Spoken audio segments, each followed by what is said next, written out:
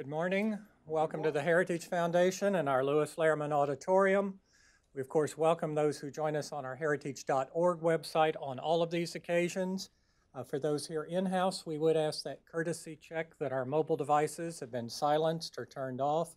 For those watching online, you're welcome to send questions or comments at any time, simply emailing speaker@heritage.org.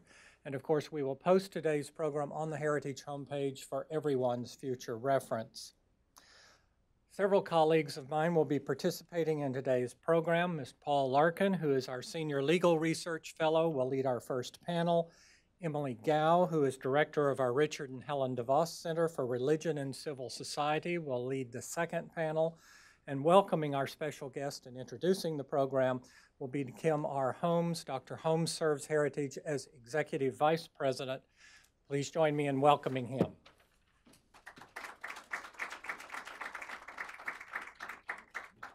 Good morning, everybody. Welcome to the Heritage Foundation. My name is Kim Holmes, as you just heard, Executive Vice President here at Heritage. It's an honor and a pleasure to have all of you here relatively early in the morning. And it's especially an honor to have Ambassador Brownback with us to offer some remarks. It's certainly a great pleasure to welcome Samuel Brownback, the 5th United States Ambassador at Large for International Religious Freedom to the Heritage Foundation. Ambassador Brownback previously served as the 46th Governor of Kansas, as a U.S. Senator from Kansas, and as a member of the United States House of Representatives. During his 16 years in Congress, Ambassador Brownback was a powerful advocate for international religious freedom. He, in fact, helped pass the International Religious Freedom Act of 1998, which, as all of you know, established international religious freedom as a key component of United States foreign policy. Throughout his career in public service, Ambassador Brownback has made it a personal priority to advocate for people of all faiths whose right to religious freedom is being violated. His appointment comes at a critical time. The Islamic State of Iraq and al-Sham has wreaked terror on the world and genocide on Christians, Yazidis, and other religious minorities in Iraq and Syria. It has been 2 years since the State Department's decision to recognize the genocide. Heritage is honored today to host Ambassador Brownback and eminent experts to discuss what the United States government and the international community can and should do to protect Christians and other religious minorities and to foster pluralism, security, and stability in the Middle East. So please join me in welcoming Ambassador Sam Brownback.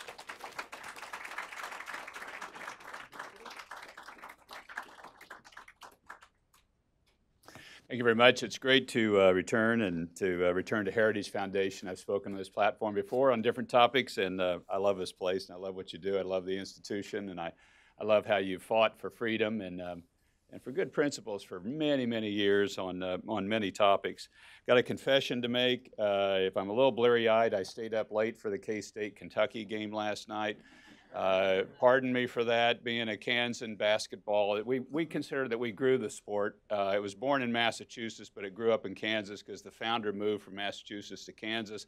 So we claim it. And so this is kind of, next to the wheat harvest, probably the biggest time of year in Kansas is the NCAA tournament. And so I had to watch it. And we beat Kentucky for the first time ever.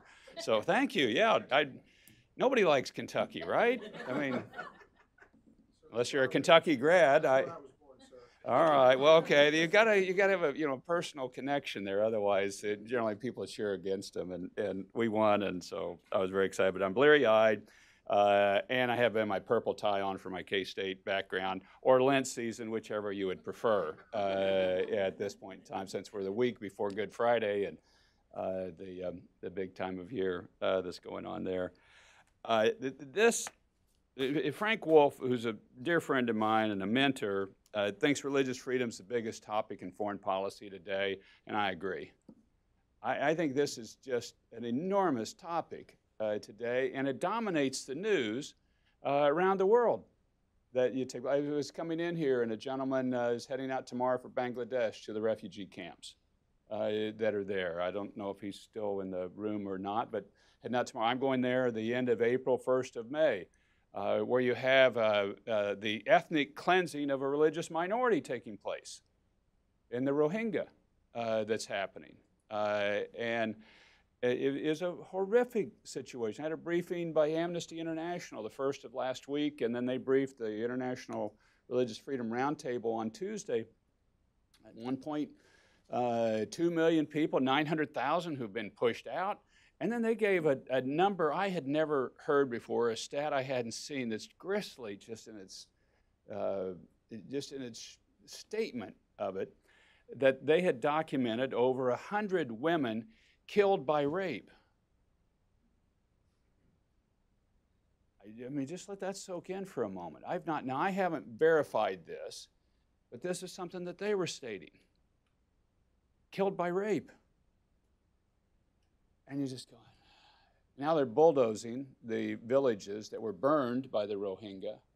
There's an interesting statute in Burma that once a property is burned, the property reverts to the government. Well, that's convenient. Burn the village then, and the property reverts to the government. It's being bulldozed. You can go on Amnesty International's site and look up. They've done a series of open source videos, satellite photography of what the place looked like 2 years ago, what it looked like last February, what it looks like now.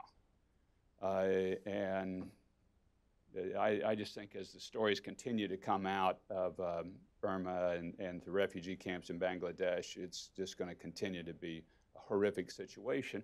And this is the ethnic cleansing the State Department has stated, and it's of a religious minority.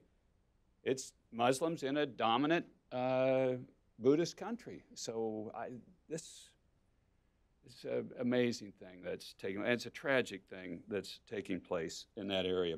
We've seen genocide in our time, as the introduction was stated. We're in Iraq, where you had the Yazidis and the Christians wiped out in an area in northern Iraq. Now there's aid trying to get into the area, and thankfully this administration has really pushed hard, Vice President Pence, to get aid directly into those religious minorities in northern Iraq. And this has had to change the systems, but it's very important that it happen and that it be a part of what's happening. In China, I probably don't need to tell a lot of people in this room about religious persecution that's happening in that country or that's being enabled by that nation. Uyghur Muslims are sent to re-education camps. I met with them recently in large numbers. Tibetan Buddhists are not allowed to organize their own faith. They're deeply concerned about who's going to appoint the next leader of the Tibetan church, should the current one pass on. House church leaders are imprisoned, and the Catholic Church is being threatened as to who appoints the leadership of the Catholic Church in China, an issue that's been a point of contention for decades now. Venezuela, we've seen President Maduro attack the leaders of the Catholic Church for pointing out the obvious. The leaders are saying, look, we lack food and we can't get a hold of medicine. And for that, Maduro is calling them the bishops of Satan and attacking the Catholic Church for stating the obvious. Last year I saw some stat that the average Venezuelan lost 24 pounds. The average person did. Maybe we could use that in this country, I guess. You know, we got, but they certainly can't use it there. Over the last 30 years, we've seen the ancient Christian population in the Middle East be virtually eliminated in most countries, except perhaps Egypt and Lebanon. And even in those two places, you're having lots of difficulty. I met with the Coptic church leaders yesterday and the difficulties that they're experiencing. Anti-Semitism is back on the rise globally. And who can forget the grisly image of 21 Coptic Christian men beheaded on a Libyan shore? For what? They were Christians. It is more dangerous now than any time in history to be a person of faith. Bearing witness to these examples of the worst kind of inhumanity, I'm committed to raising up the best of us and to fighting for the right of all to do with their own souls as they see fit, and for all to be able to exercise their human rights and fundamental freedoms without threat. Not just the freedom of religion or belief, but also the freedom of expression, of association, and peaceful assembly. Members of religious and ethnic minorities must have equal rights in their communities.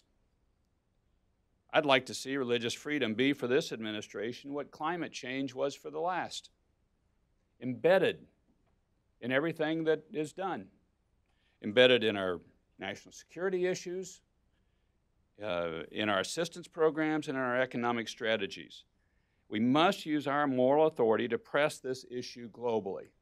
And this administration believes it is a central issue of our day, and we will fight in multiple venues to pursue it. President Trump affirmed in January that the United States is the paramount champion of religious freedom around the world. The right to freedom of thought, conscience, and religion is not only for Americans, but it's for all people. It's a God-given right. It's a natural law right. The protection of Iraq's religious minorities and others subject to violent extremism is a human rights priority for this administration.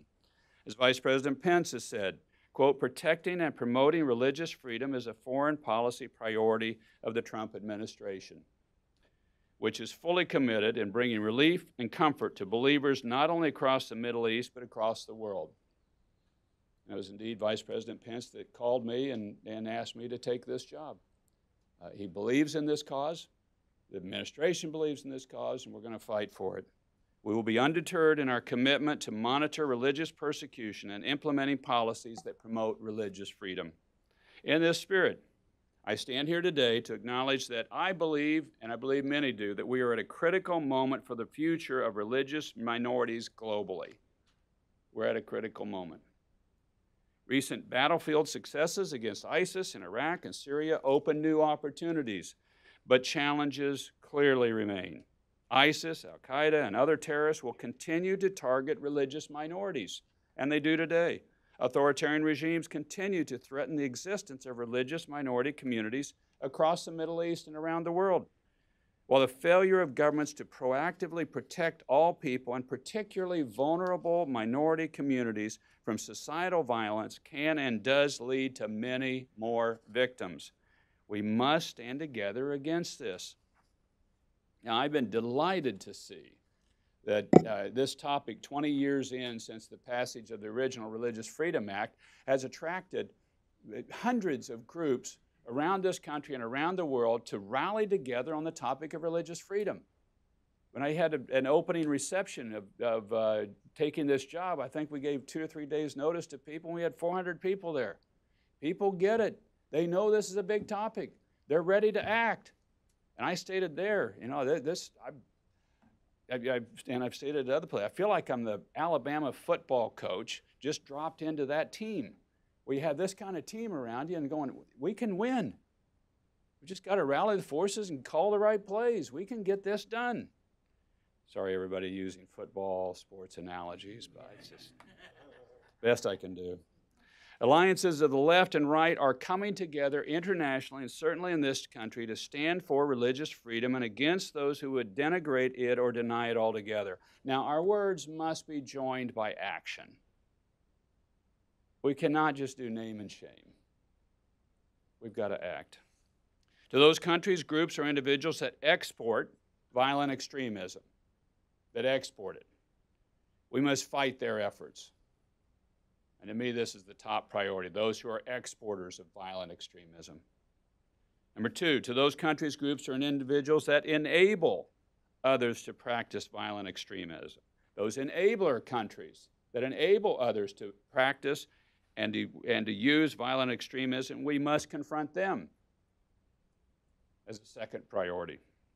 To those countries, groups, or individuals that practice violent extremism, we will use the might, the machinery, and moral authority of the United States government and our people to stop them. This is the will of our people. It's been expressed twice in statute, most recently by the Frank Wolf International Religious Freedom Act, and it's been stated by President Trump. So what does this look like operationally? It means we must move beyond naming and shaming, as I stated, to action, using the tools given to this cause by Congress and the American people. It means a more whole-of-government approach to pursuing religious freedom, seeking partnerships with, in particular, our defense, security, and foreign aid community to pursue this freedom. The attack on religious pluralism and diversity of thought are a defining issue of our day, and we need all of you in this room and those following this topic to engage. And let me suggest a few ways that you might engage. First and foremost, please pray for those that are involved in religious freedom causes or those that are persecuted around the world, regardless of what faith they are of or of no faith at all. There's some estimates that 70% of the Christians around the world are under some sort of persecution.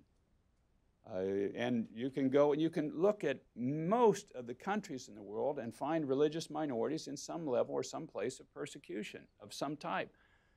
So first and foremost, please pray. And pray, too, that the gates of religious freedom would fly open around the world. I want to say this with a thought here. We now are seeing the academic literature develop, and I hope more of that will be coming from places like Heritage Foundation and others, that says that if you want security and less terrorism in your nation, embrace religious freedom. That this is a security issue. And think about it just for a moment. If you're not allowed to practice your faith the way you see fit to practice or to teach your children the way you see, what would you do? You'd probably fight them. You'd figure some way to push back. This is a security issue. We want less terrorism. We need more religious freedom. It's an economic issue.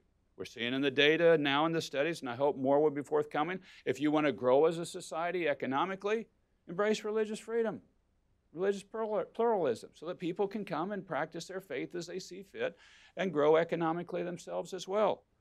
And again, as I said, I hope more data starts coming out on this. Next, be active and coordinate with the broader religious freedom community. There's a big community. It goes complete spectrum from left to right. We need to engage it on a left to right basis. I helped Paul Wellstone. He and I carried in the Senate the original human trafficking bill. Paul and I was at his funeral. It was a terrible loss of he and his wife. And some of you in this room were involved in that effort.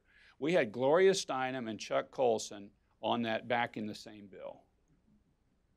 So when we'd show up to people and other officers saying you ought to get on this cause, even though people didn't know what it was at the time, this is 20 years ago, human trafficking, like, I was sure, what are you talking about? Is that really going on?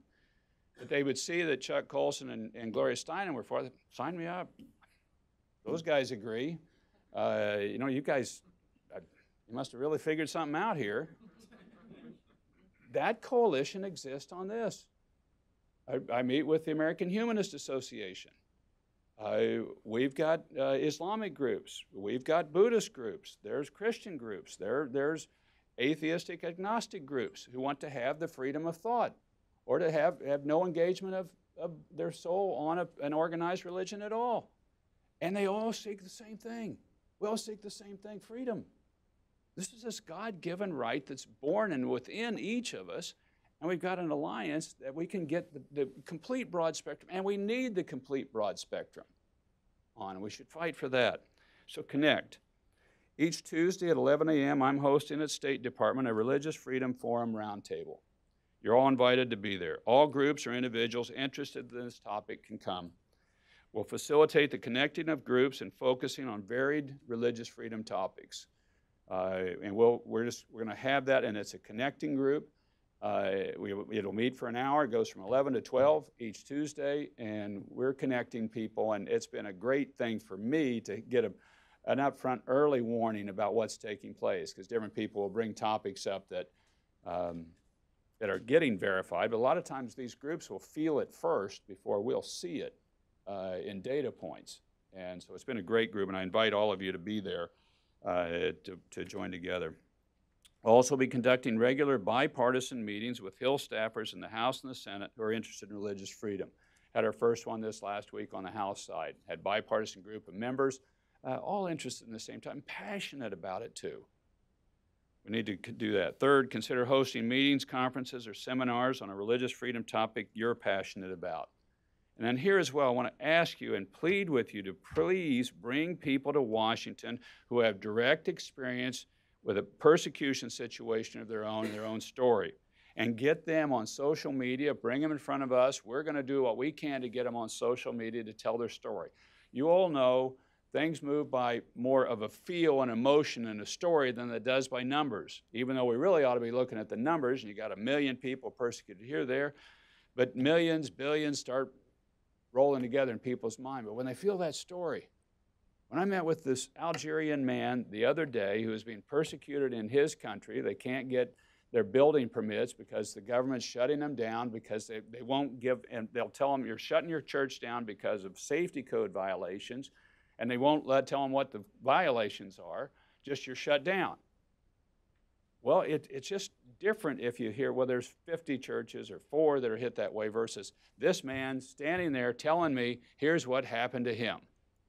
So bring him here. Get them here and get them on social media. Get them in front of us. We'll put them in social media as much as we can. Yesterday, I had North Korean, a young boy from North Korea, is 13, that got out.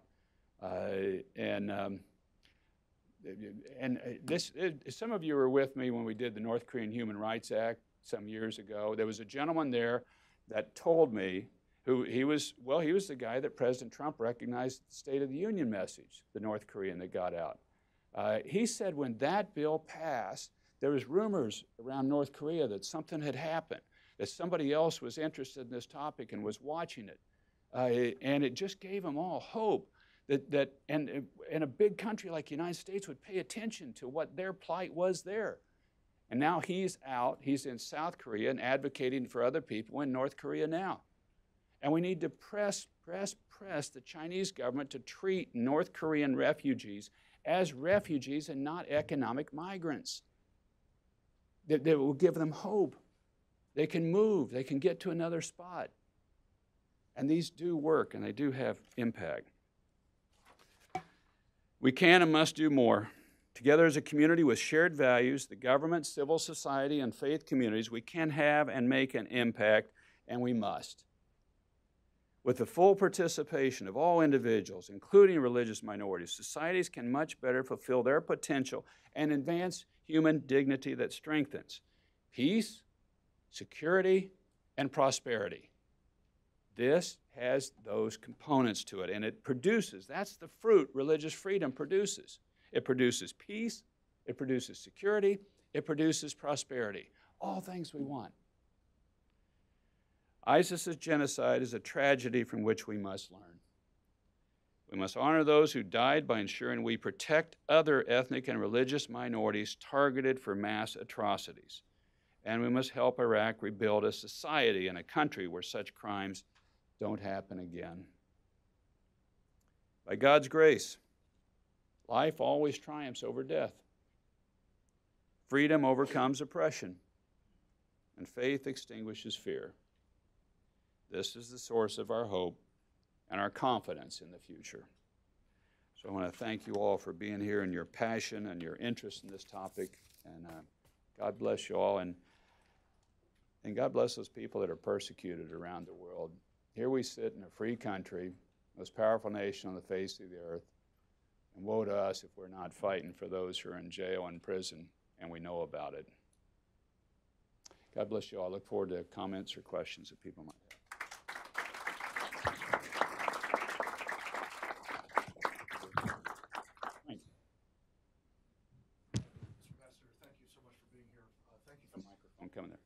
Thank you so much for being here. I'm Frank Gaffney with the Center for Security Policy, also with the Save the Persecuted Christians Coalition. I want to thank you for being here and want to thank you for being in the job. I'm sorry it took so long to get there, but I'm glad you prevailed. Better if I'd been nominated to be a cabinet secretary, it'd been easier. That's right. Two things, sir. One is this weekend, as you may know, a major movie is being released called Paul, the Apostle of Christ. which talks about persecution going back to Jesus' time. And it seems to us it's an opportunity, like we have a small sign here about it, that we're encouraging be placed outside of churches across America, and synagogues and other houses of worship to call attention to the plight of Christians today. As you know, some 215 million, according to Open Doors USA, are being heavily persecuted. And I just want to salute you for the checklist that you suggested needs to be applied here to do things specifically. And I just wanted to ask you, in terms of holding accountable the persecutors, that seems to me a piece of this that hasn't been done yet. We're hoping this campaign will help enable that, and would love to work with you on it. Thank you. To work with you on it as well. Outside of St. Joseph's here, they've got this sign that's up, and I think you're going to see a lot more of those around. I remember Frank telling about this, that it's modeled after the Soviet Jewry movement in the 70s, where there was a big campaign in the United States for the Soviet Union to release the Jews that they would not. And it needed a big public relations campaign because the Soviets wouldn't do it, wouldn't release them. But people started putting up the signs and holding marches, and I'm hopeful that'll take place here. And remember, too, when you do this, you can kind of say, well, we're getting anywhere or not. You are giving hope to the people that are in these situations. Natan Sharansky is a friend of mine, and he'll say, that gave them hope. They heard somebody somewhere was doing something, and then they were fighting for them. So this gives people hope. Thank you, guys. Are there questions or comments that people would have? Yes, sir.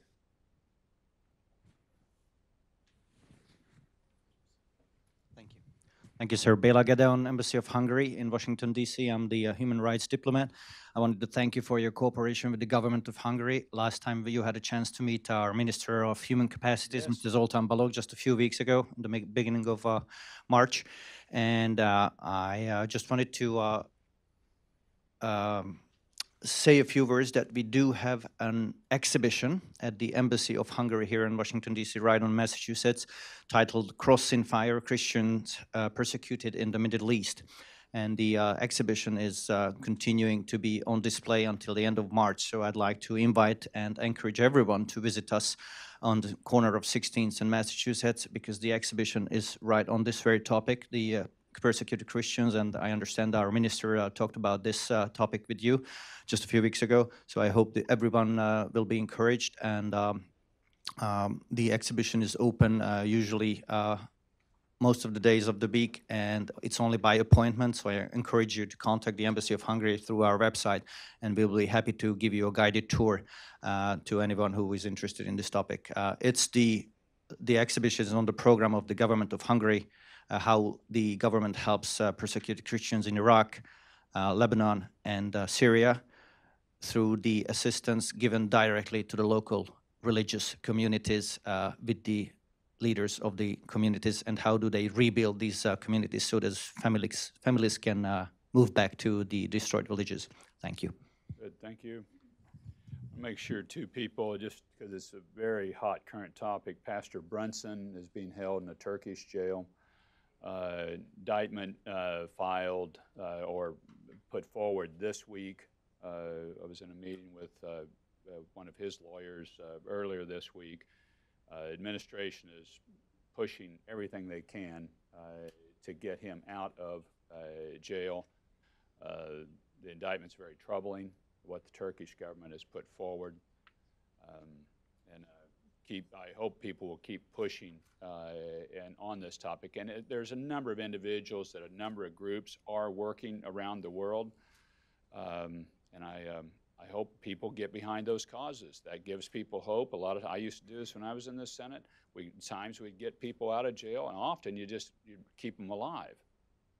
That they'd be dead if they don't have a name. And so just keep doing that advocacy. We lost a great champion. We had the memorial service yesterday that Faith spoke at, one of the great Christian human rights lawyers in China. Sir. Nathan Weininger with 21 Wilberforce. Thank you so much for being here. Thank you for your strong advocacy and leadership. I think the whole foreign policy NGO world is really surprised at how engaged and active and action-oriented you are, and so thank you for that.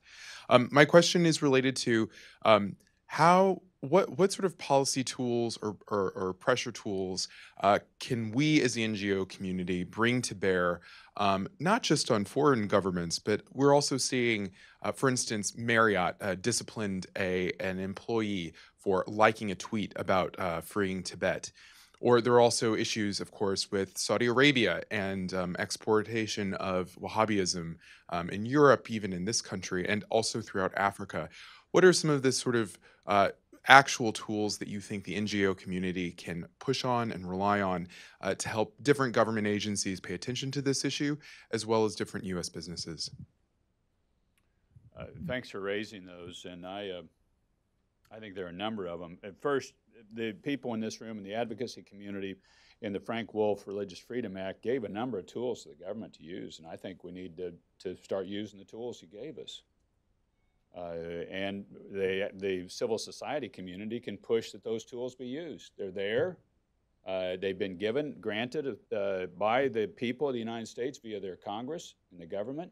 These tools need to be used, and you can advocate that those tools be used. I think your individual advocacy is important on topics that you see. The Marriott case, I heard Frank Wolf speak about that yesterday, and I think those are important and key things to do. I think the individual advocacy for individuals that are in prison is an important one to do. And then I just want to urge you, come together at either the round table that Greg Mitchell's put together, the one I'm doing. You know, I've done this before on tough topics where you don't have a big economic community engaged, for as far as there's not a lot of money on this topic. What you need, but what you got to have then is the community of interest united and focused on the topic. I used to run the VAT, the Values Action Team in the Senate, and we could move things if we all got focused together and, okay, this is the target, we're going to hit at it. Well, we didn't have a bunch of very expensive hired lawyers, lobbyists. None of these groups did. Well, what they had was a moral authority, and they had people on the ground because the American people believe in their cause. They're there. I had a number of people in Kansas come up to me, didn't know this position existed, Ambassador for Religious Freedom, delighted I took the job because they just passionately care about religious freedom. They're reading the stories. They're seeing what's happening to people in China or other places around the world, and it hurts. It pulls at their heart. So they want somebody to do something about it. So that is the most powerful tool in politics. It isn't money. It's this passion is the most powerful piece of it. So engage people to do just that. I think I'm getting pulled here from the stage. Please, thank you, guys. Join me in thanking Ambassador Brownback for coming. Thank you all. Thanks, sir.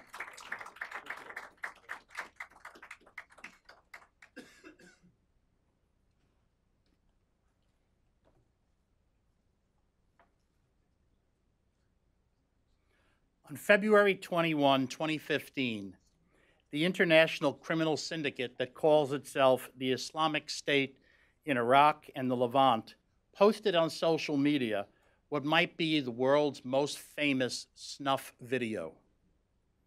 It showed the public beheading of 21 Coptic Christians on a beach in Libya, some of whom could be seen whispering the Lord's Prayer as they awaited their fate. Their crime? Being Christian. While shocking, despicable, and infuriating all by itself, the video is only one example of the atrocities that ISIS has committed against Christians in the Middle East. Why has this happened? The answer: Christians have suffered at the hands of ISIS because they chose to live in the land that gave birth to their faith. ISIS drove Christians from their neighborhoods, schools, churches, and homes. ISIS destroyed Christian places of worship. ISIS raped women or sold them into sexual slavery. ISIS tore children from their families. ISIS murdered, even massacred, Christian men. There is no denying what happened. The only question is whether what ISIS did constitutes genocide. And then, I suppose, if the answer is yes, what should we do about it? We have one panel to answer each of those inquiries today. And we have nationally and internationally renowned experts to speak on each one. But before we hear from our panel members, I would like to show you a short 3-minute video. We give our special thanks to Samaritan's Purse for allowing us to share this video with you. It is the story of a fellow by the name of Yusuf, who goes back to see what ISIS did to his childhood home. We learn that ISIS often wrote the Arabic letter N, standing for Nazarene, on those homes, which I guess means that Arabic has its own version of the N word. We will see what happened in places ISIS has been. With that, I would like to now show the video.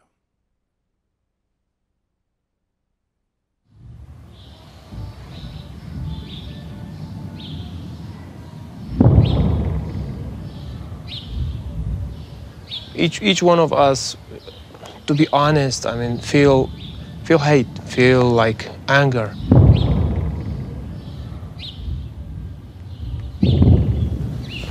If you were to speak with someone who had done this, what's something that you think you would want said on your part?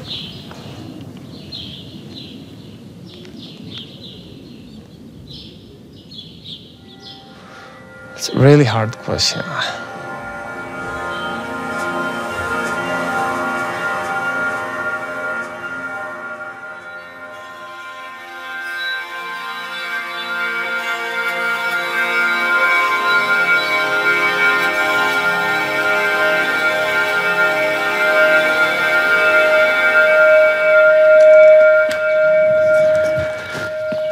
So, yeah, this is my house here.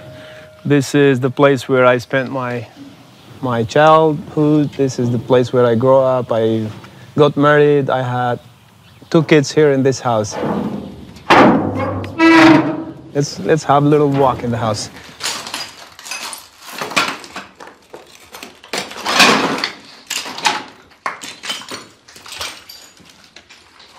Each corner of the house reminds you of something. Here was our living room. This was the family gathering area here. Here is my bedroom. Here I had my little son's bed. My queen size bed was here. My daughter, she had little bed here.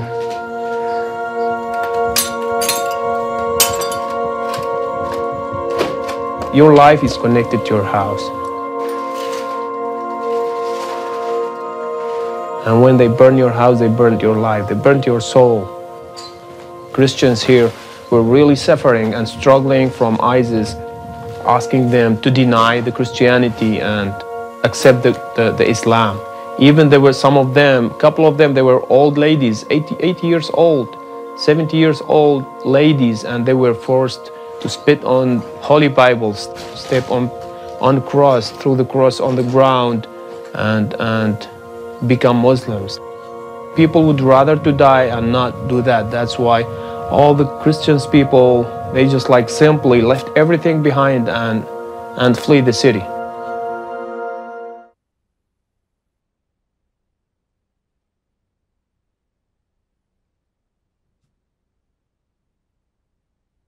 You've now seen the PG version of the story we're trying to tell. Next, you will hear a version of the story from 3 experts we have invited to address the question of whether what ISIS did amounted to genocide. First will be Bassam Ishaq. He is the president of the Syriac National Council of Syria, an organization that advocates for the protection of Syriacs and other Syrian minorities. Born in Damascus, his father was a member of the Syrian parliament for more than 2 decades. His family emigrated to America in 1981, where he became a civil engineer. He later returned to Syria to work for democratic reforms.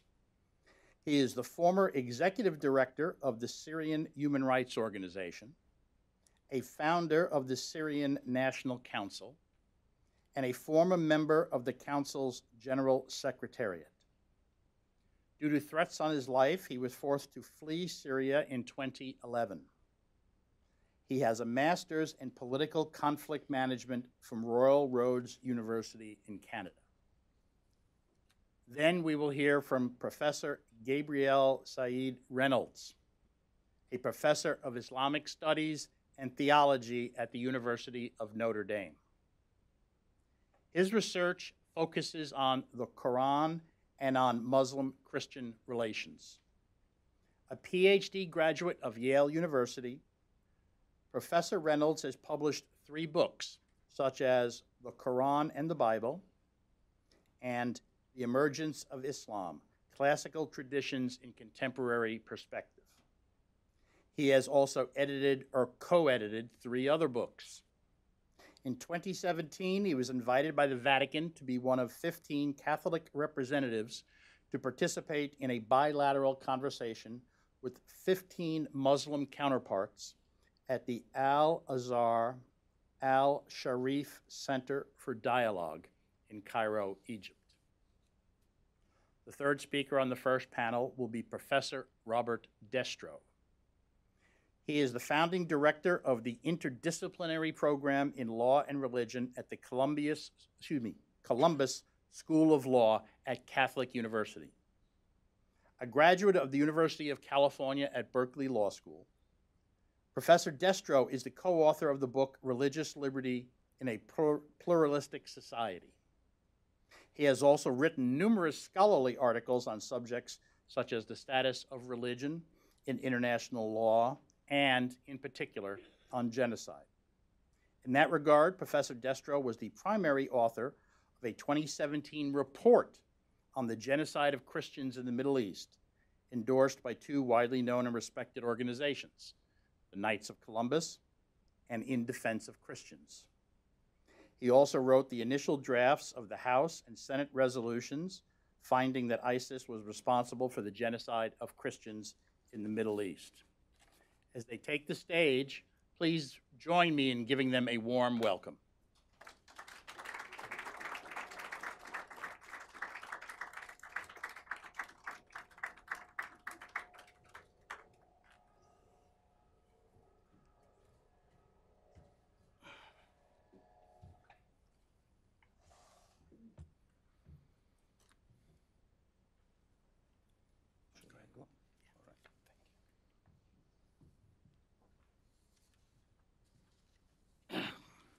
Good morning.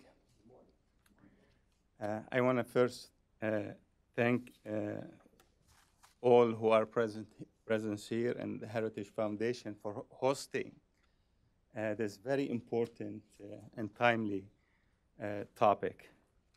I will be speaking to you as a Syrian Christian and how we experienced as a community the events of the last 7 years, and in specific, what ISIS did in Syria. So I'm going to go on to the facts and address more of the facts on the ground and how they have influenced us. Let's get to ISIS.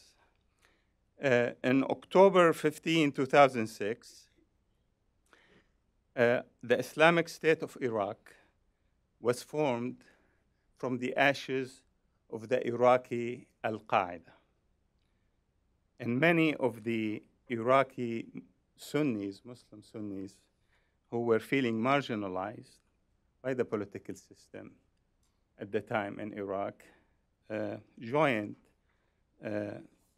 the ISI. And in April 2013, 7 years later, the leader of ISI, Abu Bakr al-Baghdadi, relocated to Syria. And he announced the Islamic State of Iraq and Syria. This is where ISIS began. And in January of 2014, under a year later, 9 months later, ISIS took control of al-Raqqa province. That was the beginning of the ordeal for Syrian Christians under ISIS. Now, I want to stop here for a minute and say something that I think is very important, that ISIS didn't just target Christians. And just for the sake of objectivity, even more Muslims suffered at the hands of ISIS than did Christians. But in our case, because we are a minority, a smaller number, what was at stake was higher. Our very existence was at stake by ISIS attacked. In June of 2014, ISIS took control of the city of Mosul, and we saw a brief video of what they did, what happened to the Christians of Mosul, who are the oldest community, actually, in the city of Mosul. They were given a choice to convert and continue to live in Mosul, to pay jizya, which is an Islamic tax that was first implemented in the 7th century AD, or to leave. If they would stay, they would die. And if they stay and not convert and not accept to pay jizya, they will die. So all the Christians of Mosul left. And they did the same thing, not just in the city of Mosul, but in the Nineveh plains. There were 4 major Christian cities. And they had to leave. And fortunate for them, there was the KRG, the Kurdish regional government in the Kurdish region in the north, where they were able to relocate and hope to return to their homes, and many of them emigrated. And continued in June 2014, ISIS leader Abu Bakr al-Baghdadi was declared in Mosul in the big mosque as the Khalifa. So that was basically the model that ISIS wanted to implement for Iraq and for Syria, was going back in history. But what did this model mean to the Christians of Iraq and Syria? It basically meant that they will go back to being a second-class citizens who will have to do as they are told or risk their lives. And some of the things that they were told is they didn't have the freedom to express their faith or like religious symbols. For example, churches had to take out all the crosses. Now, between June and August of 2014, in that period, Christians, Iraqi Christians were driven by ISIS from their homes in Mosul and in the Nineveh plain. On February 23, 2015, ISIS conducted a major offensive in the northeast of city, in the province, northeast of Syria, and the province of Hasek. And they targeted in this offense 33 Assyrian Christian villages on a river called Khabur. There was a population of 12,000 people in these villages at the time. They abducted about 232 exactly of the inhabitants of these villages along the Khabur, and they asked for a $22 million as a ransom for their release. I am from that region in the northeast, from Hasaki. And when I heard the news, I came immediately to Washington. I was working with my friend who is here, Lauren Homer, trying to advocate for help to be able to free these hostages and to recapture these villages. Because what was at stake for us was that the future of the Christians of the Hasaki region would be like that of the Christians of Musa, that will be the end of their historical presence in Hasaki. Now, it took a while, but we were fortunate to convince at the time the Obama administration to do something. And the international coalition, with the leadership of the US, extended help to the People's Protection Unit that was operating in that region and to the Syriac Military Council, and they were able to recapture these villages. And eventually, the 232 hostages were returned except for one young lady who was, we were told, was married to an ISIS prince. And, but today, I visited these villages in July and witnessed the destroyed villages and churches. Out of the 12,000 Syrians who lived there before ISIS attack, only 250 remains. The rest have chosen to leave and immigrate outside of Syria altogether.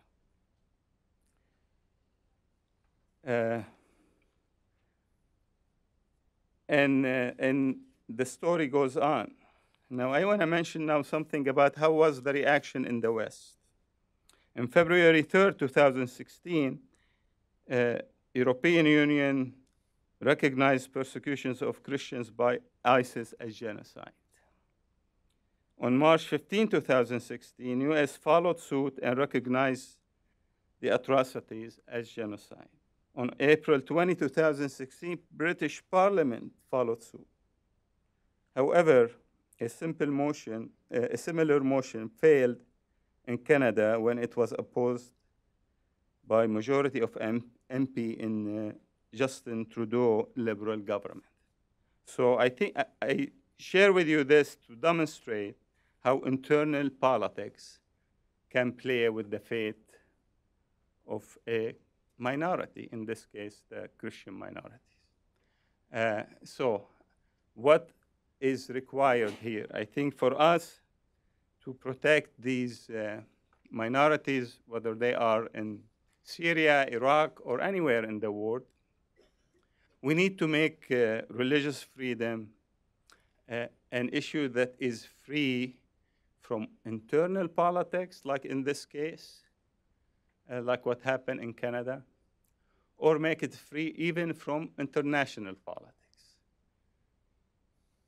Because we, as was demonstrated here in Canada, also we have examples where big actors compete, like, you know, it's the game of the nation. They could compete in any place, any time. But who pays the price? We don't want these minorities to end up paying the price for this competition. Today we have a case in Afrin in Syria that I just read about it yesterday, where we have Yazidis villages, not even Christian. I'm not talking here about Christian, but about religious freedom. 21 Yazidi villages in Afrin, the people were driven out by the rebels who came with the US ally, Turkey, into the region. So how can we be free to talk about this? Because it is not in the news as it was the case with the Yazidis in Sinjar before. Why it's not in the news today? And is there a political reason why it's not in the news? What's happening to the Yazidis in Afrin versus to what happened to the Yazidis in Sinjar at the hands of ISIS? So we need to depoliticize the persecutions of minority, and I think this is very important. Senator Sam Brownback talked about it's not enough to do name and shame, but sometimes we are not even doing name and shame for political consideration. And this is what I'm trying to say. And this is what is happening at this time in Afrin. So what happens, for example, to the Iraqi Christians? As you saw in the video, they weren't able to return to Mosul after it was liberated. And many of the Iraqis of the Nineveh Plain tried after it was liberated to return to their areas. Unfortunately, the forces that came after ISIS left were al-Hashd al-Sha'bi, which is a religious militant group supported by Iran, a regional actor, and they were discouraged basically from returning. Had there been a situation where the minorities of the Nineveh Plain were enabled by the central government in Iraq to take into their own hand the responsibility of protecting their villages in coordination with the central government. And if they had been allowed to have a say about their future, and if they had been extended by the central government in Iraq the economic means to rebuild, they would have returned successfully. Unfortunately, after the liberation of the Nineveh Plain cities, the population of the Christians has dwindled 30% because they were frustrated in their efforts to relocate to their own homes after it was liberated. So we have really serious problems. It is not as simple as, it's liberated and the issue is resolved. It's not at all. It continues. Now we have an ally of NATO, second largest army, Turkey, has gone into Afrin, captured it with Syrian rebels who are religious extremists, and have dismantled a model in Afrin that was run by the people who fought with the international coalition led by the US against ISIS in Raqqa. These people liberated Raqqa, and then a month later, they were paid by Turkey coming into their hometown of Afrin, into their home regions, and taking it over with extremist rebels who want to establish a religious arrangement there. So we need to support those political forces who have demonstrated desire and have acted to implement religious freedom in the region. In this case, in the northeast of Syria and in Afrin, there was the local self-administrations that were pluralistic. They were made up of Kurds, Syriacs, and Arabs from the region, and had protected their region from ISIS, and implemented security, which is a key for any minority anywhere to be able to survive. It needs security, and then it needs a space to express its identity. For example, in the northeast of Syria, for the first time, the Syriac people in Syria were able, their language was recognized as official. And I visited there in 2016 for the first time after leaving Syria in 2011. And I was shocked to see that signs for streets and cities were in 3 languages, in Aramaic, Syriac, in Arabic, and in English. This was the first time in over 2,000 years that the Aramaic Syriac language was displayed.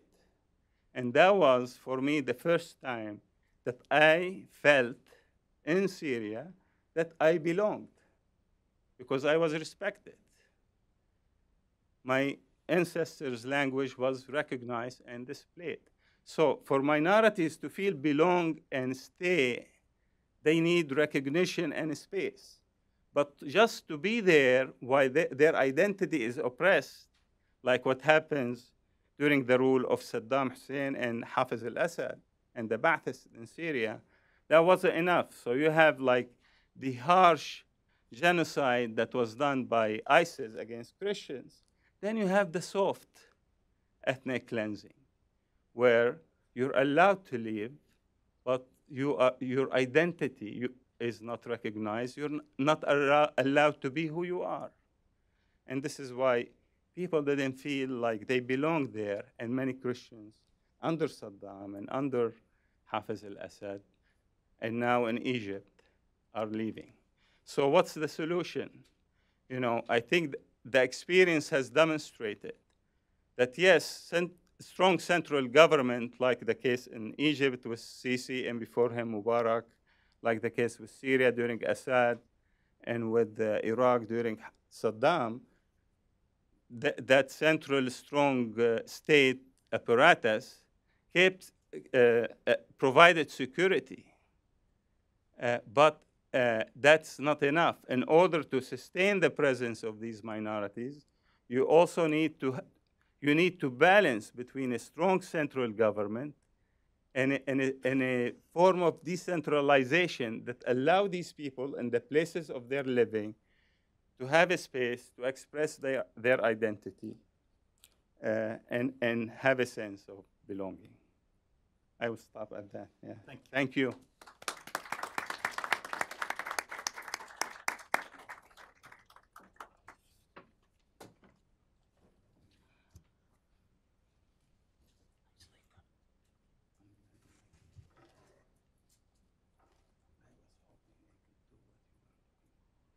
Good morning.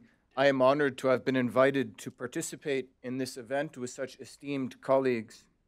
My role in this panel is to emphasize the ideology behind the genocide of Christians and others in Iraq and Syria under ISIS.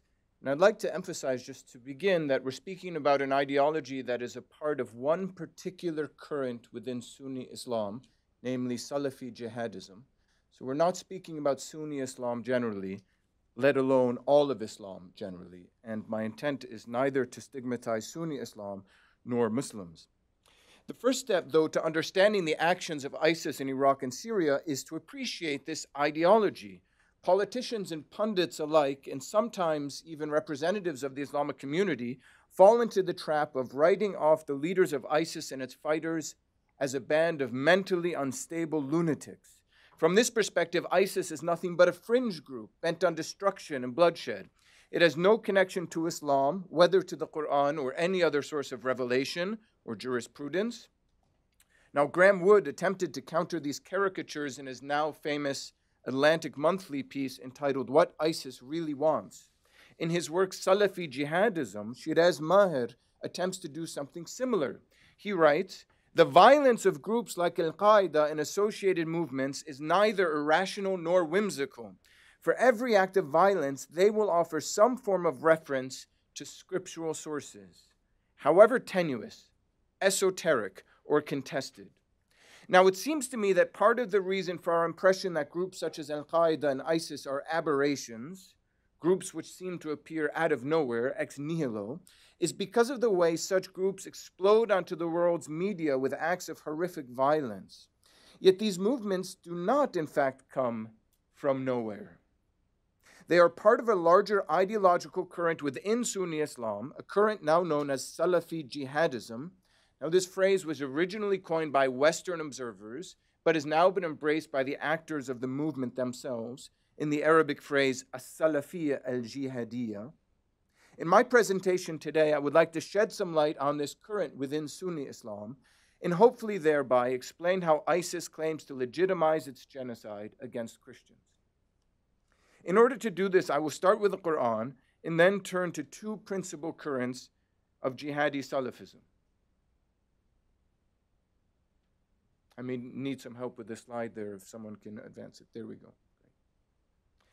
Of all of the themes in the Quran, the scripture which Muslims hold to be the very word of God, sent down with the angel Gabriel throughout the years 610 to 632 in the western Arabian cities of Mecca and Medina, none are stronger than monotheism, in Arabic tawheed, and communal solidarity. As far as monotheism, the Quran is shaped around the call to worship God alone. When the divine voice of the Quran tells Muhammad what to say to Jews and Christians, it declares, you can advance.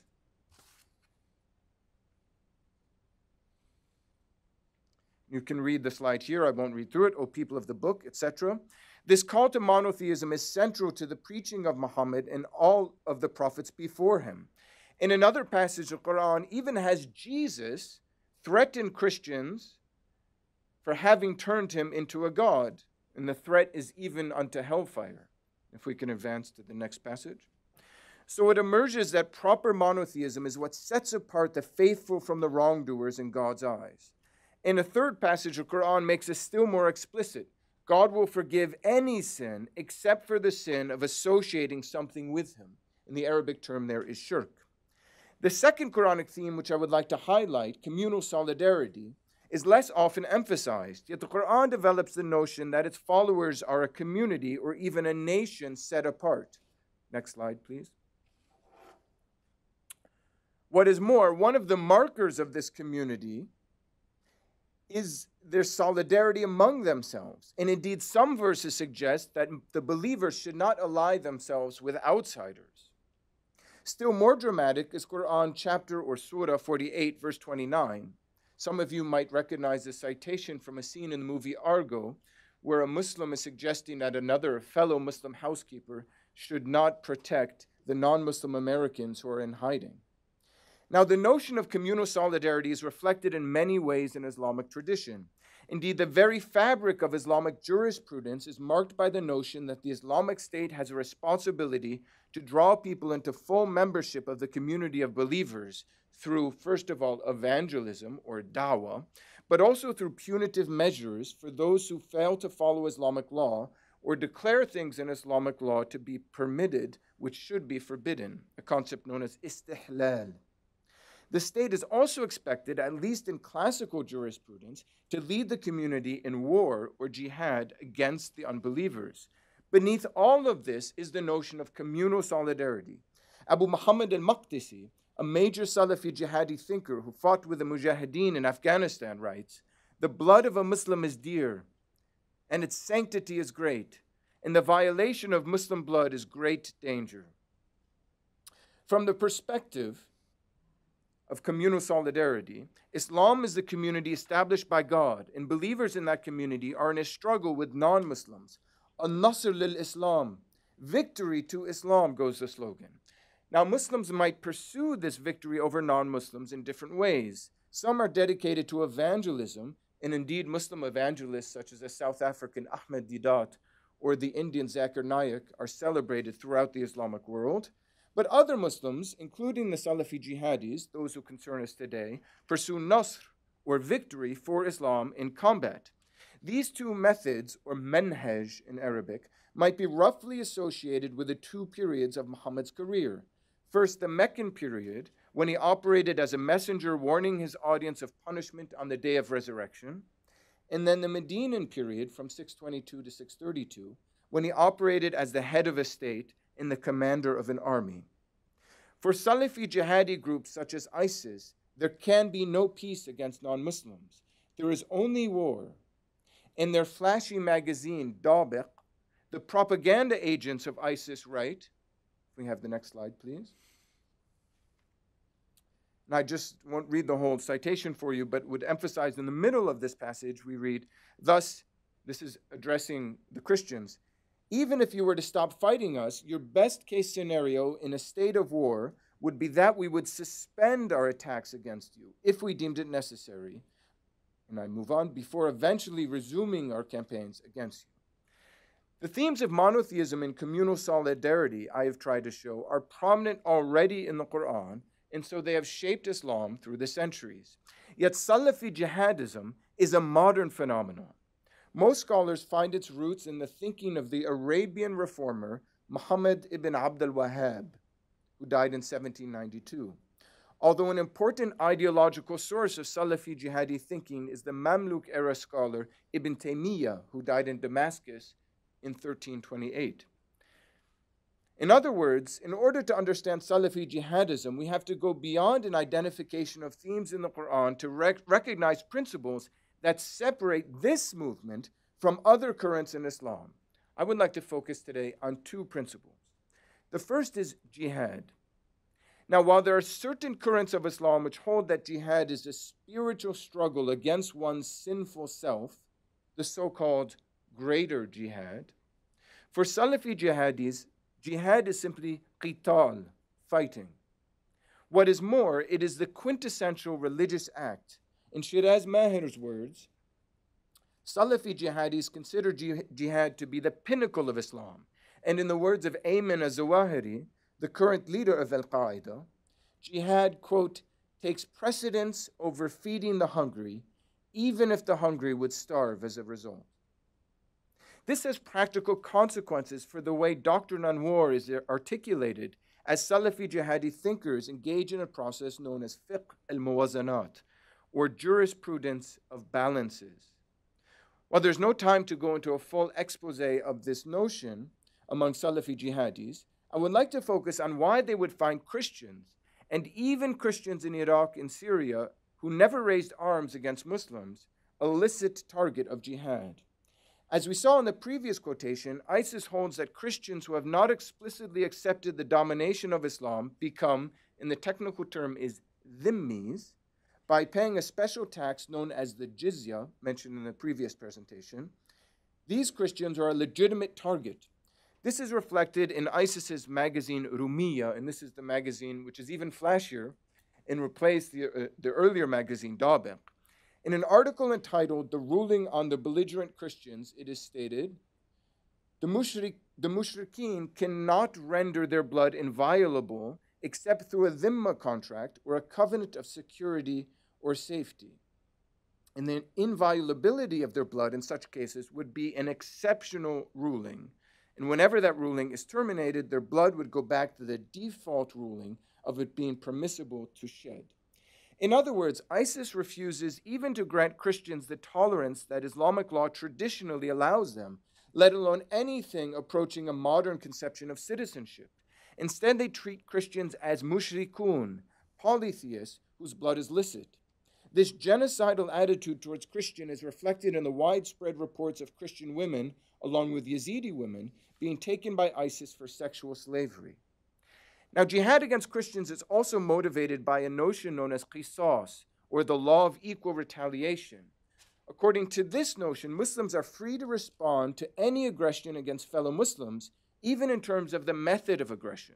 So, for example, if the United States attacks urban areas in the Muslim world and its attacks result in the death of citizens and civilians, Muslims are justified in attacking urban areas in the United States, even if its attacks result in the death of civilians. And this principle was explicitly stated by al-Qaeda after the 9/11 attacks. Yet ISIS considers that all Christians are involved in a campaign against Muslims. In a speech upon claiming the title of Caliph on June 29, 2014, Abu Bakr al-Baghdadi declared jihad against, quote, the Jews, the Crusaders, their allies, and with them the rest of the nations and religions of disbelievers. This decision to refer generally to Christians as crusaders suggests that ISIS accuses all Christians of a war against Islam and considers retribution justified. Christians can also be seen as legitimate targets of jihad because of their support of regimes such as those in Iraq and Syria, which Salafi jihadis consider to be illegitimate. Moving on to the second principle after jihad.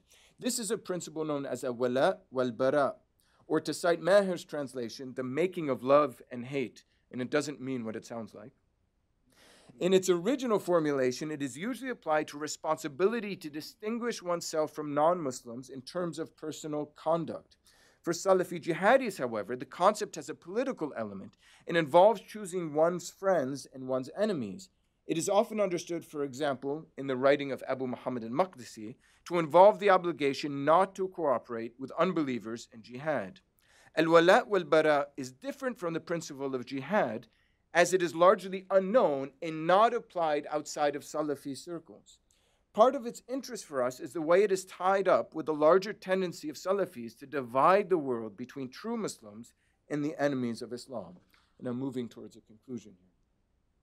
The principle of al-wala wal-bara involves cultivating an absolute opposition to the unbeliever, including Christians. Shiraz Maher calls this principle xenophobic, but it is not foreign nations or races which are the real issue. The issue is the infidel. And we can move on to the next slide, the final slide. In conclusion, then, we can emphatically affirm that there is a well-developed ideology among Salafi jihadis which explains the genocide of Christians under ISIS in Iraq and Syria. Using the ideas of jihad and al-wala wal-bara, ISIS defined Christians as enemies to be killed or enslaved.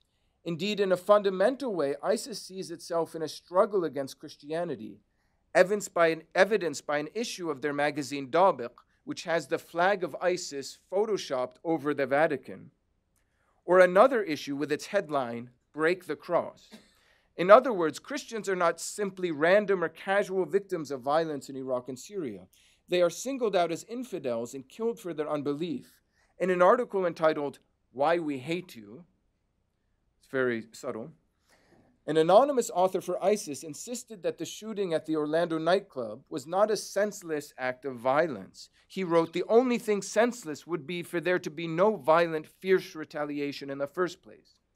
Indeed, in this simple presentation, we have seen the genocide of Christians in Syria and Iraq was calculated and motivated not by random acts of violence, but by a clear ideology, namely the Salafi jihadi movement. Thank you.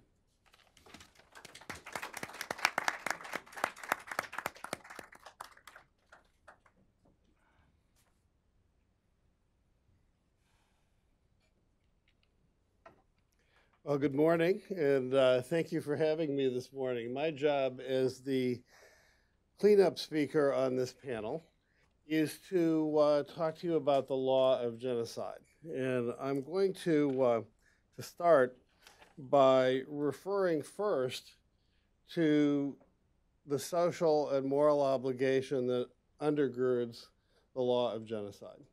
And what I'd like you to think about now, and I didn't do a slide on this, but I'd like you to think about as we talk about how to prove and punish and prevent genocide.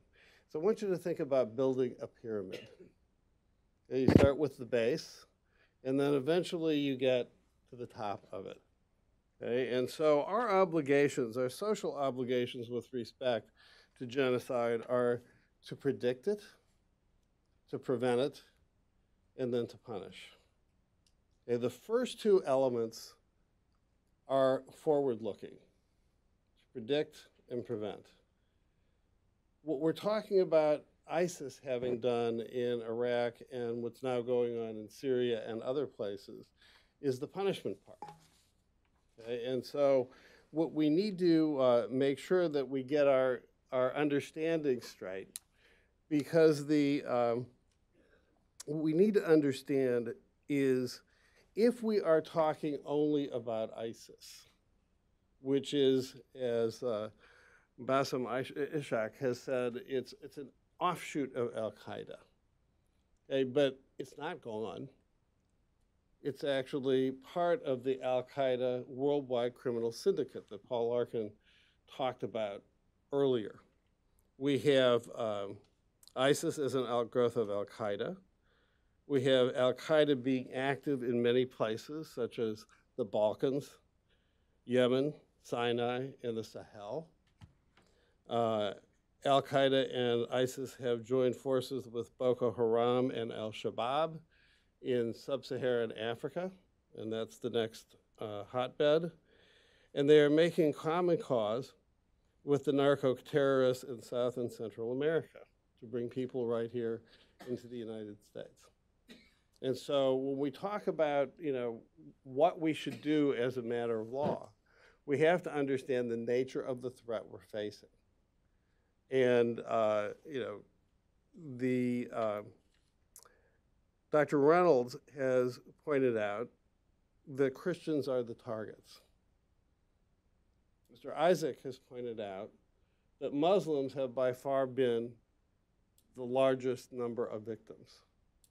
And so I, thinking like a lawyer, will generally tend to say, okay, how do we prove it? Okay, and what we have on the slide is the basic elements of the offense. Okay, and so what I want you to think about as I go through these elements, and as I tell my own students, that the law is a bit like a strainer. Basically it's the framework, and you're going to pour your facts through it and see what sticks.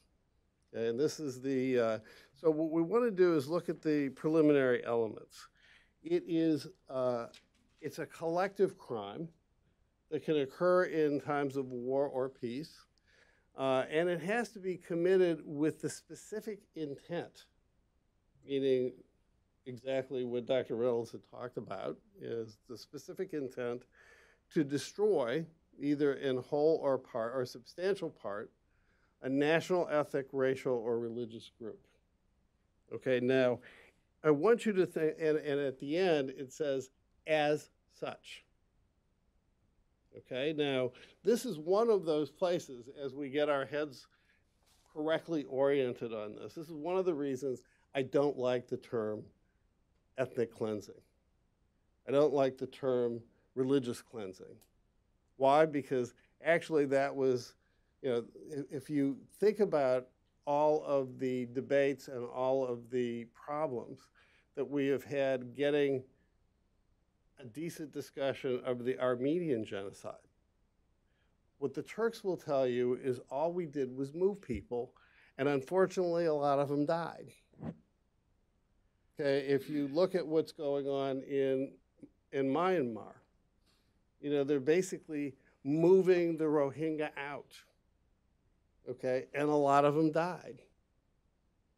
And when we're looking at what happened in Iraq and Syria and in other places, yes, they're targeting people, but they want them either in their own community, so they're basically being targeted as Christians as such, and then you're going to become Muslims as such. So this whole question of how you prove genocide becomes an enormous undertaking. And so what we need to understand, and that's why when we had our preliminary discussion last week, Paul Larkin and I were we were resonating on the idea that we're dealing with an international criminal syndicate. We're dealing with international organized crime. And we're not talking simply about the head cutters. Those are like, the drug runners on the street. You're going to prosecute them for the crime that they committed, whether it's murder, rape, kidnapping, human trafficking, but what's going to happen as you start to convict people is you're going to be building that lowest level of the pyramid. Okay? And that by itself is an enormous undertaking. It took well over $1 billion to put Slobodan Milosevic away. I mean, so we're talking about huge amounts of capital being expended just keeping track of all the prosecutions. Not to mention making sure that they're done with some modicum of due process. You know, not as my late father, the policeman, used to say, give them a fair trial and hang them. You know, that this is, what we want is, we really want a fair trial. You know, we really want a fair trial because in the end, all that proof becomes cumulative as you build up the pyramid to the people who are actually running the show. Okay, so if you think first only at the punishment part, you're never going to punish for genocide unless you build that pyramid. Okay, and that's going to take us years. And it's going to take a lot of international cooperation. So I'm not going to, you know, preempt the next panel and talk about what needs to be done. But what I'm telling you is that the task ahead of us is enormous. Okay, now the other two things though, predicting and preventing. I mean, there's no way, it's too late to prevent the crimes in Myanmar. They're happening now. It's too late, you know, to prevent the massacre of the Shia in Iraq. You know, it's too late to prevent the massacre of the Christians in Iraq and Syria. But it's not too late in Africa. And if we can get the, I have a slide on what's going on in Africa here. So I'll come back to this one, but it's the graphic, this one. Okay, this is where the next battle is. Okay, and if you look at, there's a red arrow in the middle of that slide. That's when many of you are familiar with the Special Forces troops who were killed in Mali. That's where they were killed. Okay, and what is happening across the Sahel is that al-Qaeda has joined forces with ISIS, with Boko Haram, and with al-Shabaab. And if you then start looking at the crimes that are being committed, we just had news the other day about the Chibok schoolgirls, some of whom had just been released. They were sex slaves, right? And I mean, you talk to people who go into Ethiopia, and they say, well, you'll see young girls all dressed up, right? All with their hijabs on. You know, they're in the Addis airport, and 3 guesses where they're going. Okay, this is we see the crimes happening, but what we're not doing is connecting the dots. Okay, so what we need is a massive data gathering operation that will show you, you know, and get real-time reports from people about, and then we'll go back to the prior slide, if you would, that gives us the elements of the crime of genocide. Okay, one more back, and this is good. Okay, so what we're looking at in terms of proving the crime of genocide is you have to find the killings, you have to find the serious bodily injuries, you have to look at the PTSD that has occurred in people like Yusuf, who you saw on this film, you know, and the children who can't sleep. You know, all of that has got to be meticulously documented. Please do the next slide. And then deliberately inflicting on the group conditions of life calculated to bring about its physical destruction in whole or in part. That's what they did to the Yazidis on Mount Sinjar. That's what they're doing to the Rohingya now. Okay, but as I keep telling you this is all just one additional layer in the pyramid. And then imposing measures intended to prevent groups, births within the group. They're separating families. They're impregnating young girls. And then forcibly transferring children of the group from one to another. Okay, that certainly happened with the Chibok schoolgirls. It's happening in Africa on a regular basis. And we're not connecting the dots. Okay, so once we do start to connect the dots, you have to start asking the question, well, where is al-Qaeda and al-Shabaab and Boko Haram? Where are they getting the money to build the houses and the schools and the hospitals and the clinics for their fighters in Africa? And what we need to do is map the financial network. Okay, and when I first got involved in this genocide discussion back in 2015, people would ask me, and they'd ask me, why are you doing this? And I would say, I want to be there in London when they grab some banker from behind his terminal and charge him as an accessory to genocide. That's what I want to see. Because it's not until that moment that we are serious about stopping this. You know, that this is the crime of the century. And if we're not careful, we're going to start looking at these things as individual, like this is an atrocity. This is an atrocity. You know, what happened, that's why I didn't even particularly like the idea was ISIS committing genocide? No, ISIS is committing genocide. And as Dr. Reynolds points out, it's not just ISIS. It's the global Salafi jihadi network. That's what we're dealing with. We're dealing with the mafia.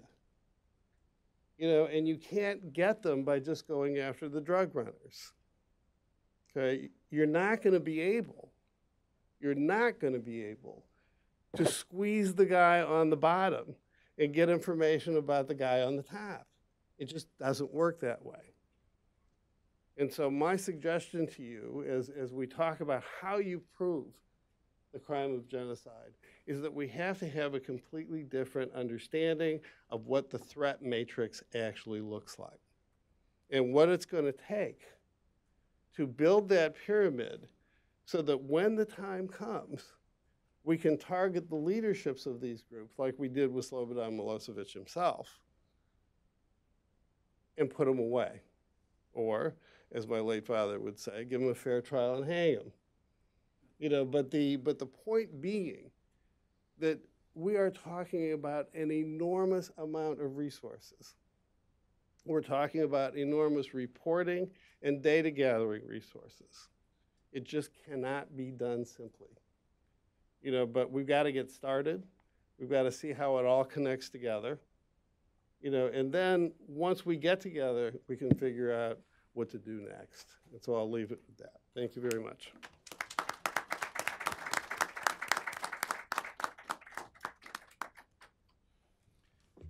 Mr. Ishak, is there anything you would like to comment on what your co-panelists have said?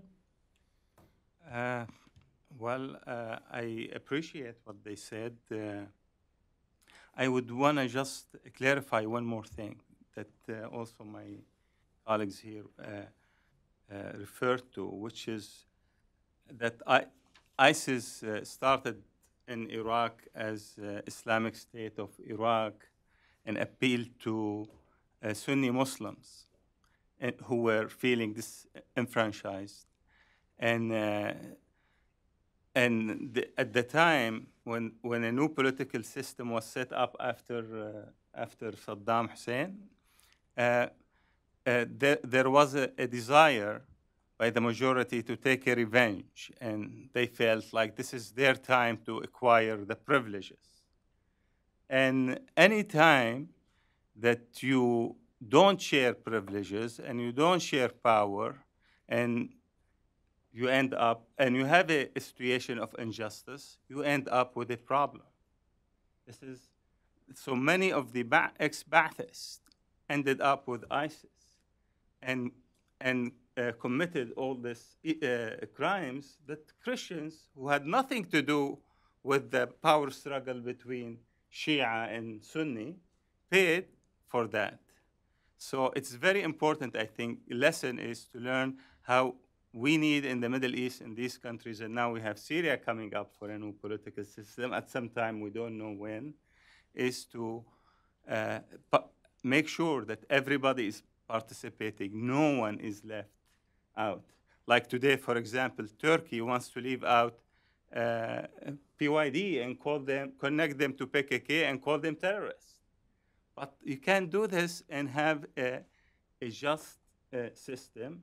I think what we need in Syria, that everybody be at the table and decide on the solution. And we to have a power sharing thing, which is not easy to happen in the Middle East because it has never happened before. This is where the role of the U.S. could be very important. Professors Destro and Reynolds, let me follow up on that. How would you respond to the following defense that someone could raise on behalf of ISIS based on what Mr. Ishaq has said? That ISIS's intent was not to persecute Christians because they're Christians, but was to seek either a particular type of political system guided by religious principles, or to establish its own religious state, regardless of the cost that it had on people who did not believe in their religion. In other words, they try to argue this in political rather than religious terms. How would you respond to that? Thank you for that excellent question. I think the first point to make is that yes and yes, in the sense that there is a political and a religious element. There is a concern to establish an Islamic State with Islamic principles of jurisprudence, but there's also a particular vision for a timeless struggle between Islam and Christianity. And very briefly, that for ISIS is also connected with something I didn't mention, which is their apocalypticism. So ISIS has a vision that their actions are anticipating the end times, which will be punctuated by a conflict between the forces of Christianity and the forces of Islam. Some of these are related to traditions that are passed down, known as akhbar or hadith in Islamic scholarship. And even the title of that magazine that I mentioned, Dabiq, that's the name of a small Syrian village in the northwest of Syria, which is understood to be the site of an apocalyptic battle between the Christians and the Muslims. So there is this vision among the ideologues of ISIS that there's something particular about the struggle with Christianity, and it's clear that the animosity and the violence against Christians is also predicated by that.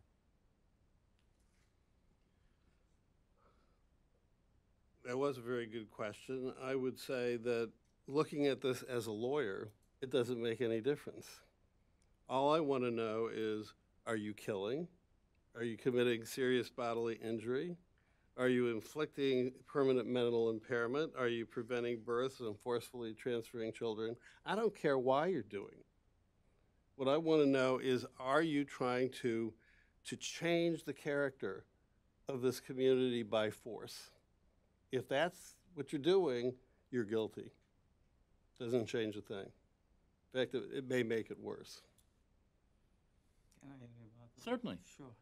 So I'm not trying to justify what ISIS did at all. Oh, no. Yeah. I don't think anybody would have interpreted that one. But what I'm trying to emphasize is that if we want to prevent the extremists from capitalizing on injustice in society, is for us to make sure that there is justice and inclusion and pluralism. This is what I'm saying. This is needed for, it hasn't happened yet in Iraq. It wasn't happening in Syria, and it's not happening, and it's not going to happen if we have extremist group take over in Syria. That's what I'm trying to say. Okay. Well, let me follow up on that with one question, and I'll offer the audience a chance to ask questions. For most of the 20th century in the American criminal justice system, the focus had been on rehabilitation of offenders. The theory was that people could be shown how to walk the straight and narrow. They could be aided in that process, and having been shown what to do and aided in doing it, they would in fact do it. Is there any hope of that here in this case with respect to the organizations, for example, Professor Destro identified, not just ISIS, but Boko Haram, al-Shabaab, and others? Is there any hope for rehabilitation? I'd be happy to begin. And I would emphasize in response to that important question that even the current in Islam known as Salafism is broader than Salafi jihadism. And most scholars like to think of three currents within Salafism, only one of which is dedicated to violent opposition to those they deem to be either heretical Muslims or to non-Muslims. And so, and there's quite some movement among thinkers between those different currents of Salafism. And there are Salafis who are engaged in the democratic process. For example, in Egypt, Hizb an-Nur is a political party which is Salafi but engaged in the political process. And even in the West, in the United States, there are Salafis who are committed to the democratic process in the United States and who have been, in fact, stigmatized by ISIS themselves for betraying the Salafi jihadi cause. So one doesn't need to, a faithful Muslim doesn't have to compromise his or her religious principles in order to disavow violence. I would say that the question of rehabilitation, generally speaking, talks about how do you change somebody from kind of a criminal orientation to a more socially peaceful one. I really don't think that American constitutional law in particular even has a vocabulary yet for how you know, the immediate problem isn't so much rehabilitation, it's kind of prevention. And so we see a lot of money going into what they call CVE programs, countering violent extremism programs. You know, and I think that the American legal system right now would recoil at the idea that we've got to talk a Salafi into not being a Salafi. And so this question of what does the good outcome look like is something we haven't really thought through in this regard. We know that we don't want people to commit violence, you know, and there's been a lot of talking about, talking with captured jihadis, you know, but I'm not sure that that discussion has kind of bled into the larger academic discussion. We tend to see things just in terms of our traditional First Amendment, establishment, free exercise, no religious test kinds of discussions. And I think we're dealing with a completely different phenomenon where religion is the point. And what I get afraid of is one man, one vote, one time. You know, that's what these people are after. We have an opportunity for maybe one or two questions from the audience. Yes, right here. Can you wait till we have the microphone? And please just let me say, first of all, please identify who you are. Secondly, ask a question. And thirdly, please try to make it brief. Thank you. My name is Lauren Homer. I'm an international human rights lawyer. And right now, as was mentioned by the panelists, Turkey has assembled a jihadi army of former ISIS and former al-Qaeda people who just drove 1 million people out of Afrin and are threatening to go on. And there's a fatwa against the SDF. There's been a declaration of war on the Kurdish people, but they seem to have a special new idea about Christians, which is that if you kill Christians, you immediately go to heaven. And so I'm wondering, Professor Reynolds, if you've heard about that, because it seems to me it has grave implications for the whole world. That's an excellent question about a very troubling situation which Professor Ishaq, Mr. Ishaq commented on earlier. And in fact, in Islamic jurisprudence, there's no concept that killing Christians in particular merits salvation. But there is the idea that martyrdom on the battlefield does so. In fact, one particular tradition says that martyrs don't have to wait for the day of judgment, but they're rewarded with heaven immediately. And it's possible that this ideological movement that is occurring in motivating violence against Christians and Yazidis and others is twisting that in order to motivate attacks against Christians. One more, last question. Oh, sure, I can't really see you behind the pillar. Thank you. Faith McDonald from the Institute on Religion and Democracy, and my question's to Bob Destro on this, what we're putting together to try to track what's happening. Have you all looked into the role of the Islamic Republic of Sudan in moving ISIS out of the Middle East and into Africa? I mean, we have documents from the government of Sudan that have been leaked that show what they're doing and connecting all these groups that you were talking about. Meanwhile, we're trying to lift sanctions on Sudan here. Well, I have certainly looked into the situation in Sudan, and we know that these groups can't even transit or enter these countries without some complicity on the part of the government. And you know but my problem is that we're not getting enough reporting in the general press, in the mainstream media here in the United States, because nobody's really connecting those dots for people. You'll get a horrific report, for example, of what's happened, that Governor David Beasley, the head of the World Food Program, did a wonderful program on using food as a weapon in Yemen. This is all ideologically driven, and so that's a great data point, but you need a bunch of other data points in order to actually see the whole picture. And my problem is we're not seeing that whole picture, because if we can't prove it, you can't go up on the hill and say we want more sanctions. I know there are more people that have questions. Unfortunately, I do not want to deprive the people who are speaking on the next panel of the opportunity to try to offer some steps forward. So what I would ask is this: there will be a 5-minute, and I mean only 5-minute, recess for those who need to use the restroom, and so that the next panelists can take their place.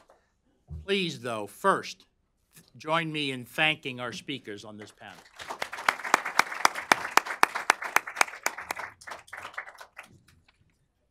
Thank you for taking your seats. We're going to get started with the second panel now. I'm Emily Gao, Director of the DeVos Center on Religion and Civil Society, and it's my pleasure to welcome you to our second panel, where we're going to look at where do we go from here. In the State of the Union address, the President announced that the U.S. and our allies have defeated ISIS after a 3-year campaign and 25,000 coalition airstrikes, liberating close to 100% of the territory held by ISIS in Iraq and Syria. But as you heard on the previous panel, ISIS genocidal ideology lives on, and its membership, though reduced, continues to carry out terror attacks throughout the world in the Sahel, and also against Christians and Sufi Muslims in Egypt, against Shia Muslims in South Asia, Orthodox Christians in Russia, and symbolic Christian sites in the West. American leaders are referring to the enduring defeat of ISIS. Our panelists today will discuss what steps can be taken to ensure that that defeat is an ideological one as well as a military defeat. They will discuss strategies both to help the victims of the genocide and to strengthen our efforts to counter the spread of Salafi jihadism. They will look at the collection and use of evidence to hold ISIS fighters criminally accountable in Iraq, according to the UN Security Council Resolution 2379, and for foreign fighters in their home countries. They will look at how the U.S. refugee admissions process is taking into account the genocide and how the tools of counterterrorism financing may be used to aid the genocide victims and also to weaken ISIS capabilities. And lastly, they will look at how religious freedom can undermine the appeal of radical political theologies and help build a more pluralistic, stable, and secure Middle East, where religious communities with deep differences can live together. Our distinguished panelists are Chris Engels. Chris is an attorney and Deputy Director for Investigations and Operations at the Commission for International Justice and Accountability, also known as CIJA. He oversees the organization's criminal investigations in Syria and Iraq, and he's involved in collecting, preserving, and preparing evidence for trial-ready cases. Chris has more than 15 years of international experience in justice and accountability work. He's worked on a number of conflicts in Afghanistan, Bosnia and Herzegovina, and Cambodia.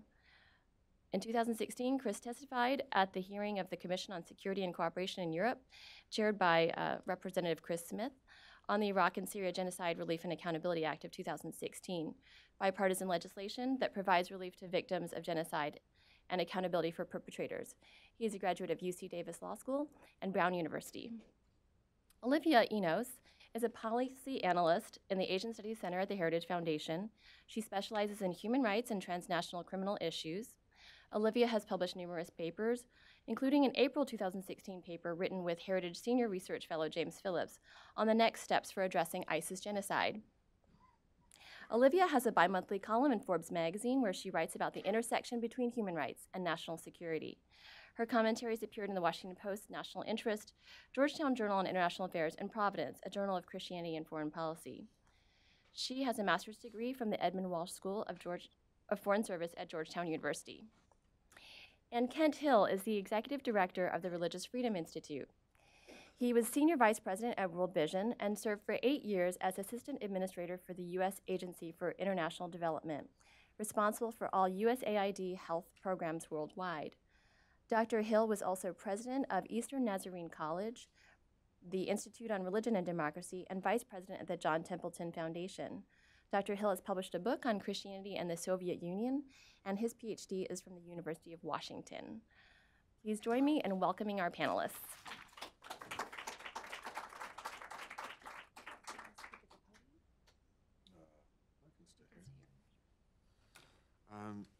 Well, thank you, and it's a pleasure to be here with all of you today, and definitely to discuss this important topic. As you know, the topic that we should discuss today is generally what should we do and what can we do next, and what are some suggestions that might take us to the next steps in addressing the issues that were so well discussed and presented this morning. My background is a pretty specific one, and I can only give some specific recommendations based upon that specific background. There's an incredibly broad world out there that discusses issues such as sustainable return of individuals who've been forced from their homes, and then again, yet another incredibly broad space for people to discuss transitional justice. So what happens in spaces in transition, and what does justice look like for individuals who have experienced such terrible atrocities as those that have been committed by ISIS in Syria and Iraq, and as we've said earlier in other places as well. But as my work is focused to a large degree in Syria and Iraq at the moment, and within that geographic space is focused on criminal justice, more specifically. That's what I'll talk about today. And so that then also has something to do with what I can't talk about, and I can't talk about all of the other really important elements of sustainable return of individuals who must have some support in order to be allowed to move back to places where they have been pushed away from in a sustainable way. However, it is my opinion that justice is an incredibly important piece of that puzzle. So if we are to talk about sustainable return, we also have to talk about justice in that context. Individuals who have been forced from their homes are often in unsteady ground when they're returning. And so it becomes even more important that then when those people do agree to return to their homes, that they not only have infrastructure support, economic, financial support, and support from their communities, but also that they know that justice is present and that those who are responsible for the crimes that were committed against them will be held accountable. And that's the space in which I work. So CJA, the organization that I work for, was created to address what we saw as a gap in criminal justice during conflict, in the immediate aftermath of conflict. What we've often seen is a space in which, while crimes are being committed, there's no one on the ground collecting evidence for criminal justice purposes. There's some information being collected for other purposes. If there's kinetic action, if there's a military on the ground, then they're collecting information for operational purposes. Other people are taking some statistical information for human rights advocacy purposes. But what we had seen in the many years that we spent working on criminal justice issues was that it is often the case that evidence collecting up to a criminal law standard is often missing in those spaces. And it's missing for several reasons. One is that it's often the case that international organizations, such as the UN, unless they have a Security Council mandate, might not be allowed to operate in those spaces. Or governments aren't sending in their domestic law enforcement into the midst of a kinetic fight in some other country. And so because of that, what we had seen in the past was that a great deal of incredibly important evidence that could be useful in future prosecutions was being destroyed. It was being taken away. It was being hidden by those who realized how damning the evidence was when they started to lose space on the battlefield. And indeed, in some places, there was evidence that was available for a moment when a criminal organization was pushed back from its space, and then they regained that space later.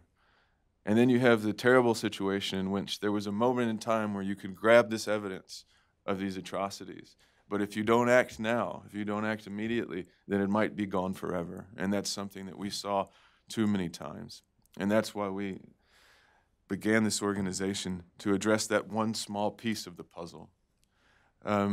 Because it is a small piece of the puzzle, we can't say too much, or we're not advocates for one particular justice mechanism or another. And I think that that's important, because once we get into the discussions of which type of justice is appropriate in a particular space, then that argument becomes political. And then it makes it harder for us to do the one job we want to do, which is make sure that the evidence is there for whatever political decisions are made on justice. Personally, having worked in many of these conflicts before, I see that if evidence is collected first, then you have a much more powerful position to advocate for some type of justice, right? Because the evidence is now there and you can demonstrate the criminality up to a criminal law standard. And that is incredibly powerful when talking about future justice mechanisms. And I think that, as was mentioned in the last panel, these types of evidence that we're talking about, it's important to understand the great difference between what we call crime base, or the evidence of the crimes, which is hugely important, but also the evidence of the structures and the evidence of the commands, the power structures, the networks that are involved. Because it's often the case, particularly when with issues of genocide, that those people most important in developing the policy of genocidal acts are far away from the battlefield. They're not the ones that are committing the horrendous acts. And without some type of evidence to link them to the crimes, those who created the policy, are those that might actually be free, escape justice, because they didn't get their hands dirty. And that is another reason why we focus not only on the statements of witnesses, of eyewitnesses, but also we go to great steps to identify documentary evidence on the ground, so orders and command structures. We work very hard to collect digital data from the battlefield, so laptops and cell phones and hard drives that are left behind. And it's this type of evidence that can really assist in tying all of that terrible criminality to the individuals all the way up and down the chains of command who are most responsible. And what we seek to do is to do the best job possible, given the dynamics and the challenges of working in active conflict zones, to record as much of that as we can and do it in a way that we know, because of our past experience, that it will meet the evidentiary threshold to be able to be presented in future trials. And then we ask, well, what does that look like? Because we don't know what it would look like, because we might be talking about a referral to the International Criminal Court, or a new tribunal like the Yugoslav Tribunal, the Rwanda Tribunal, or a hybrid mechanism such as Cambodia or Sierra Leone, or a domestic court that simply has international support, such as the Bosnian War Crimes Chamber. And without knowing what justice might look like in the future, then we have to attempt to preserve evidence up to a standard that we believe would meet any international standards. And more importantly, domestic standards, because what I have seen, at least in my work, is that international evidentiary standards are definitely not as high as U.S. federal court standards. And so if you could meet a U.S. federal court standard, then you can meet an international tribunal standard. And so we seek to raise the bar so that wherever our evidence might be useful, in whatever court it might be, it is ready to go. There's chain of custody forms. The documentation is there to demonstrate authenticity of this demonstration of criminal acts so that it can be presented wherever it might need to be presented. In the short term, what we know is that those individuals who are most likely to be charged are individuals who found their ways through exploiting refugee trains and have moved into Europe and are then discovered. And in those spaces, we have the opportunity today to utilize this type of material and bringing some people to justice. We know at the same time there's a great deal of discussion going on in Iraq and what Iraqi justice needs to look like, and the challenges with the large number of suspected IS fighters who are detained in Iraq. We know that there's great political decisions that must be made on how someone needs to be charged in Iraq. And those are hard questions that I in some ways sympathize with the Iraqis on, because they have the grand challenges that you've seen this morning in how to prove a genocide case against an individual and the evidentiary thresholds that are there, versus a challenge of efficiency where they might want to charge someone with material support for terrorism because it's a much easier case to prove. And as a prosecutor, they have to balance these policy decisions of what is my easiest case to ensure that I'm going to get a conviction against someone who I believe is responsible for atrocity crimes, and on the other one, what is my duty to the public to charge with these very serious crimes such as genocide or crimes against humanity. And I know that discussion goes on, and there's a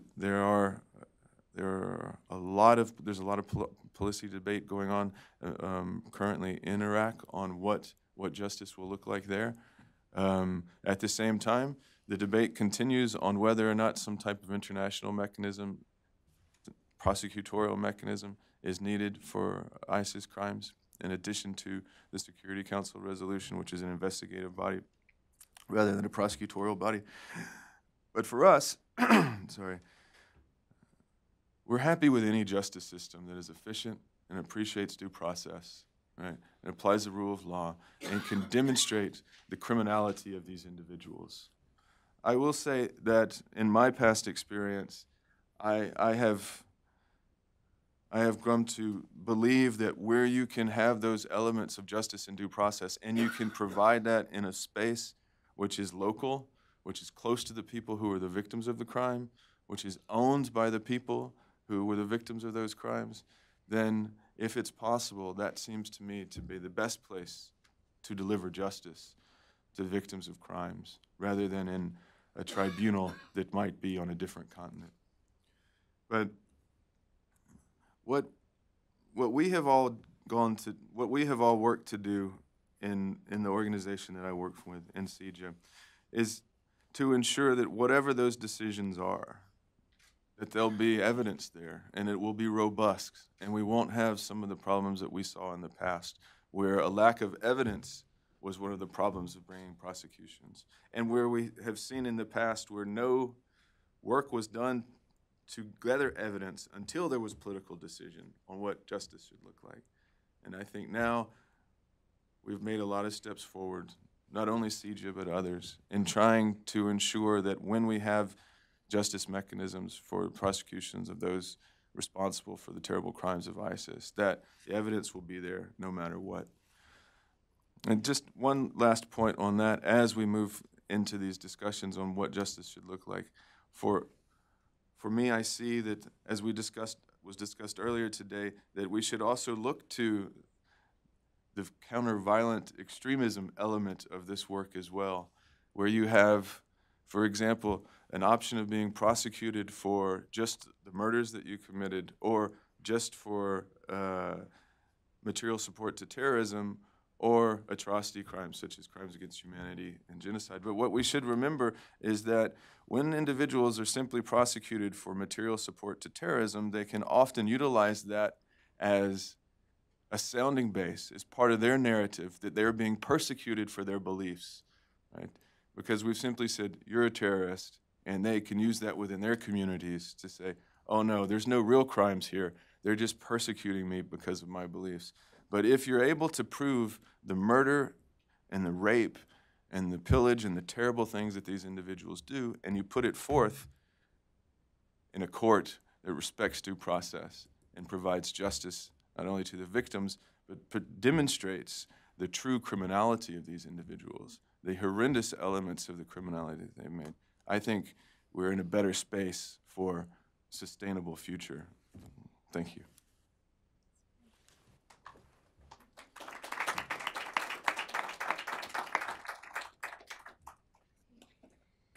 The U.S. decision to make the ISIS genocide declaration on March 16, 2016 was nothing short of groundbreaking. It was a recognition of the atrocities suffered by so many Yazidis, Christians, and Shiite Muslims. And it was certainly the right thing to do.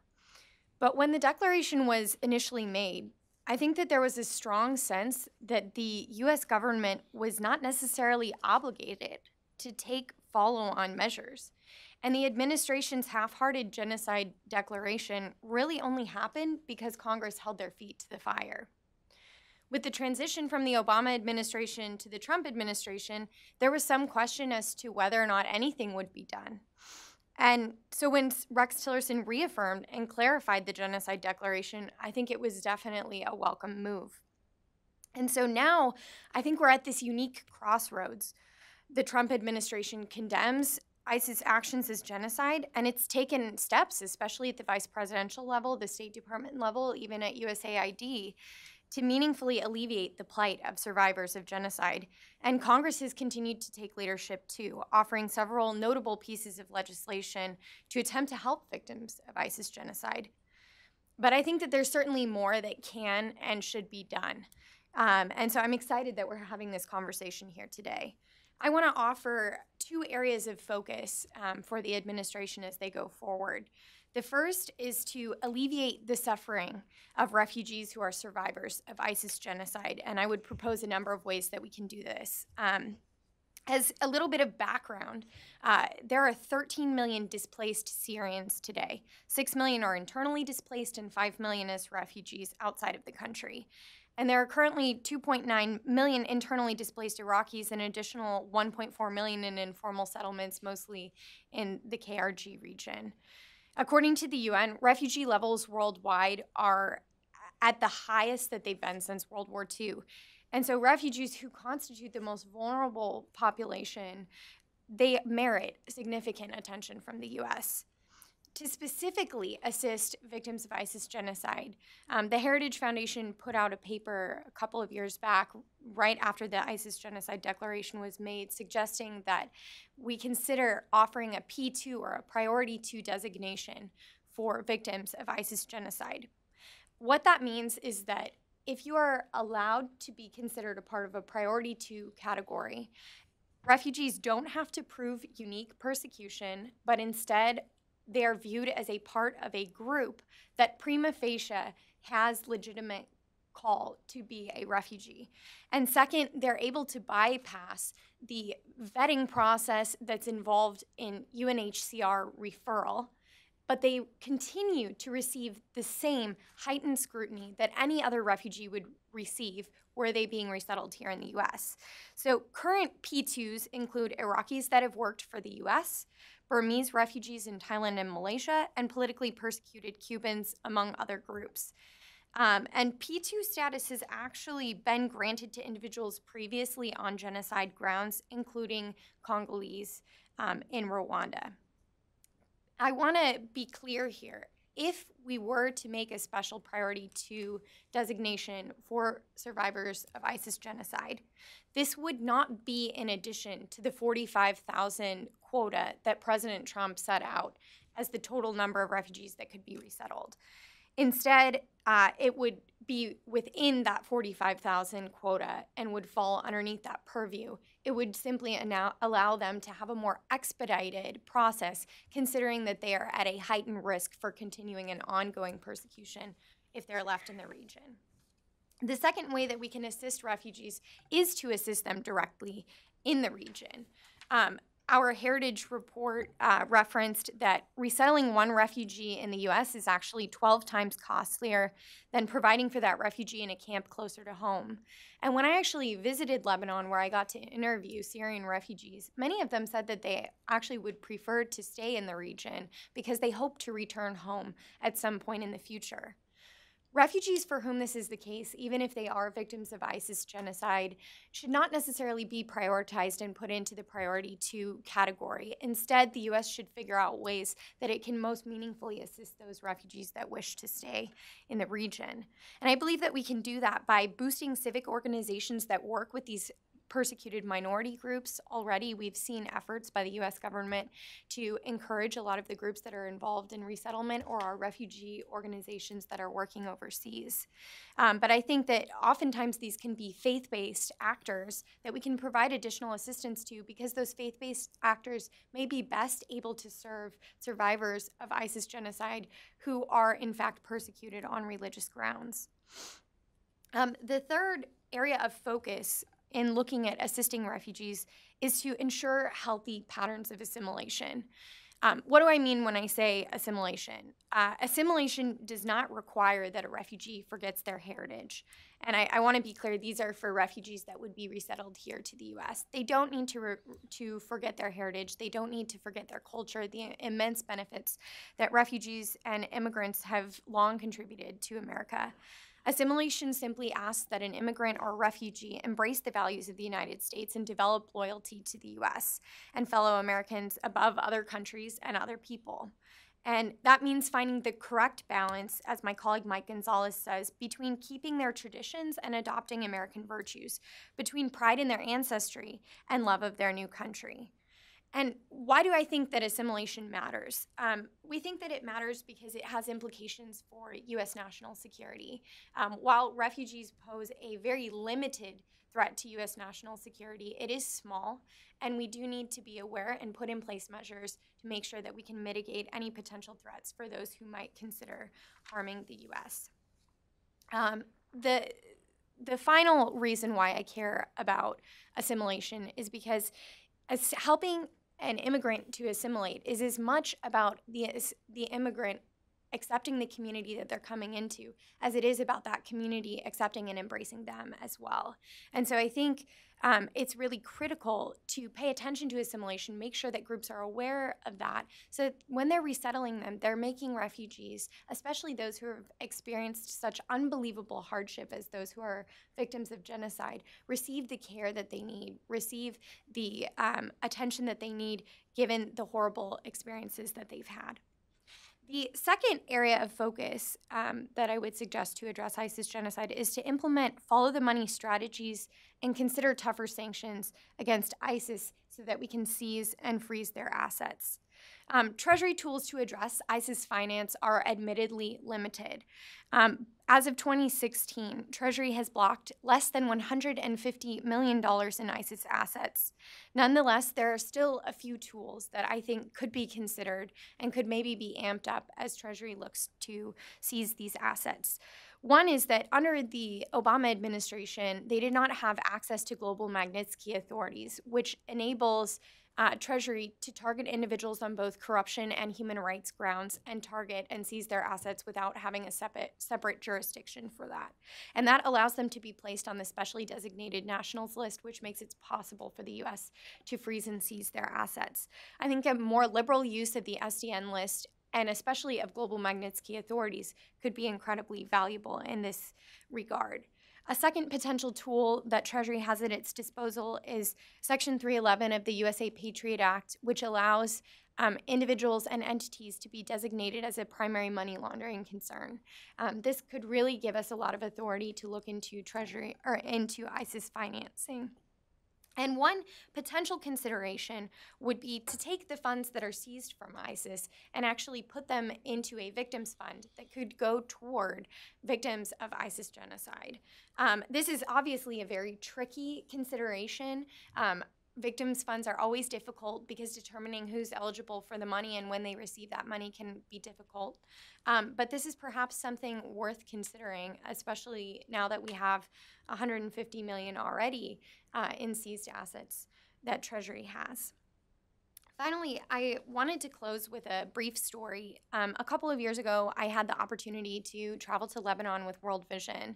And during that trip, I had the distinct pleasure of meeting a woman named Rosette Mansour.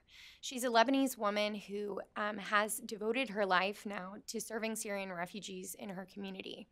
But Rosette did not initially start out with a whole lot of love in her heart for the Syrian people. She lived through the Syrian-Lebanese war, and actually her family was held at gunpoint by Syrian militia when she was pregnant with a baby, and she had a young son, not much older than 5 years old. In that moment, she thought she was going to die at the hands of the Syrians. And she, for a long time, carried with her many scars that she had a hard time getting over. But when Syrian refugees started flooding into her country, she actually told me that she prayed to God that she would not have to serve these refugees because she didn't feel like she could overcome the past hostilities that she had. But as time went on, her son started to invest in Syrian refugees in the community and to help and assist them. And she began to feel a direct call to do that. And she had a Syrian refugee family ask her, "Why do you care for us? Why are you willing to help us when our country destroyed your country during the Civil War, when it was a hard time for both of us?" And she said, "It is not through my own strength that I serve you, but it is through God's strength alone that I'm able to do that." I hope that her story is inspirational to all of us, that whether we are in Syria or Turkey or Jordan or we're here in the US, that welcoming refugees into our community is a part of a broader calling and is something that we can do going forward. And I just want to leave with one final thought. Rosette is a perfect example of how you can love and serve different people in your community, and it doesn't have anything to do with the government. We're here at Heritage, we talk a lot about government solutions, but there's a lot that individuals can do as well. So as we think through ISIS genocide solutions, I hope we think about what we can each individually do to serve those who have already been resettled here in the US. Thank you.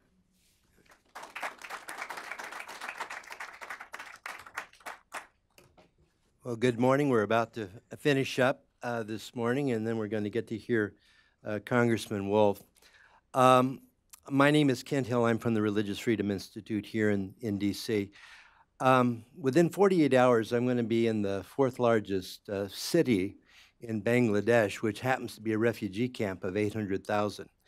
And I'll spend 3 days in a delegation of mainly Muslims and a Jewish rabbi and a Christian pastor. And we'll be talking to people who have experienced very much the same kind of thing that we have heard described today, that Syrians and Iraqis and others have experienced in the Middle East, the most terrible kinds of crimes and rape and killings and children's being killed, and then, of course, the outpush, the folks who have become IDPs or refugees, and in this case, they're Muslims. They're a minority in Burma, and they're victims of a group that we often think about as peaceful, Buddhists, but there are extremist Buddhists. And the truth is, when you look globally at the world, you can find the abuse of virtually any religious tradition at some point in history, if not at this very moment in history, where awful things are done in the name of their religion. Now, I'll happen to see it with respect to Muslims who are suffering over the next 3, 4, 5 days. Our topic here today has been, though, Christians and Yazidis and other minorities in the Middle East who are suffering, and we've just heard two panelists who have brought out two very important parts of the story. One, Chris talked about the importance of documenting for the purposes, I would say, not just of prosecution, but also of history. We need the history so that we don't forget. and so that where our eyes are firmly focused on what we can do to prevent this in the future. I was thinking of Professor Destro's comments about the importance when you're dealing with genocide of predicting, preventing, and then, you know, prosecuting. I'm going to focus more on the predicting and preventing part, and I'm going to do it in this way. My particular theme is going to be, although it's important to gather the documentation on the crimes that have been committed, and although it's important to do what we've just heard about, the importance of having a hospitable place for people to go and to escape who have no source, no alternative but to leave, the most important thing I think to do is to find a way for these minorities, Christians and others, to survive in the place of their birth, in the place that they've been for close to 2,000 years. And I want to address with you for a few minutes what we know about that. Even if genocide is not the immediate threat right now, what do we do so that these people don't have to leave and can remain in the Middle East? And the question sometimes is raised, well, why even bother to do that? These people have had a hard time. Just let them leave. Let them live in peace someplace else. But that's not what the Christian leaders in the Middle East say. They desperately want to stay. And the sad thing, of course, is though they want to stay, since the overthrow of Saddam in 2003 and since the beginning of the Syrian war in 2011, we've seen at least 80% of the Christians of the 1.5 million in Iraq forced out. And in Syria, you've got between 2/3 and 3/4 forced out, either as IDPs or refugees.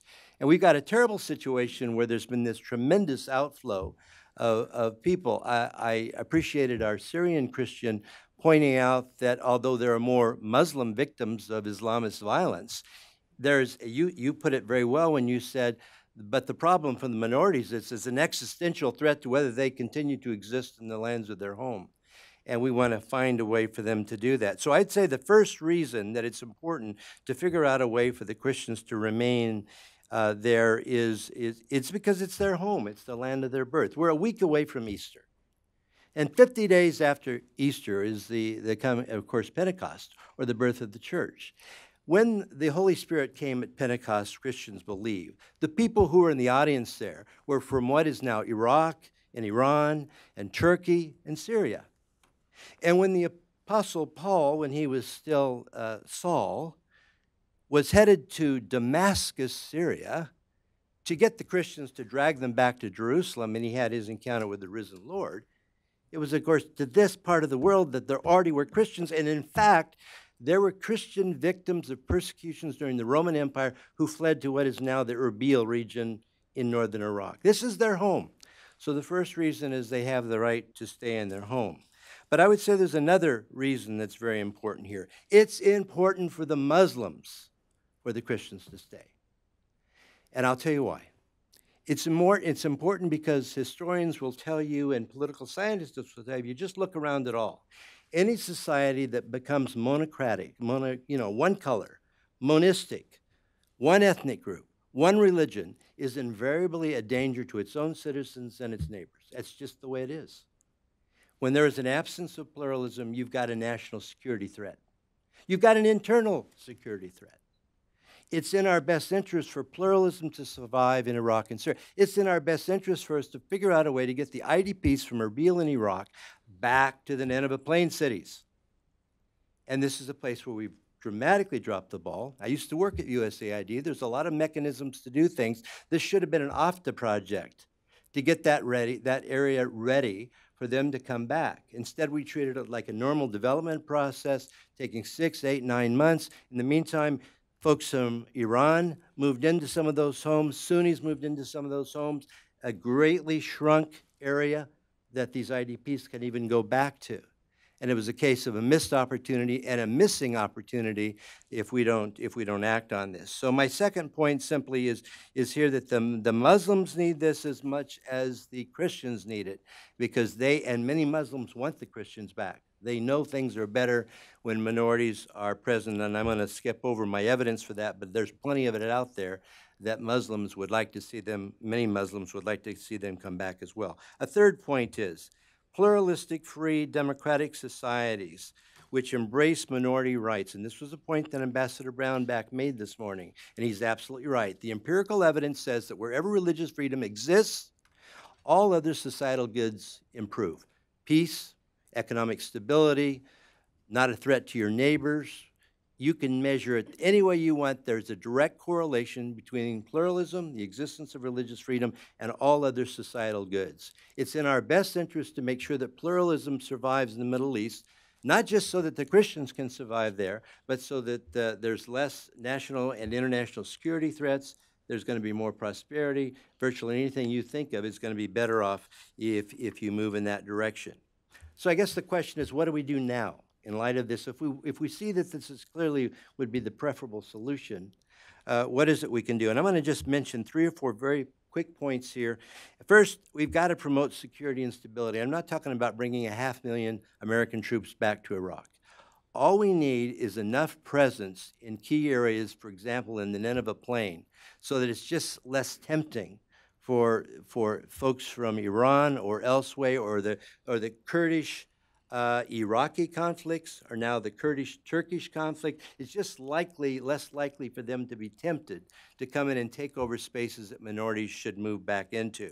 But we have to keep our eye on the ball. We did the same thing once Saddam left. We didn't pay enough attention to getting international development assistance in there immediately during that vacuum. What happened? Sectarian violence, chaos, anarchy.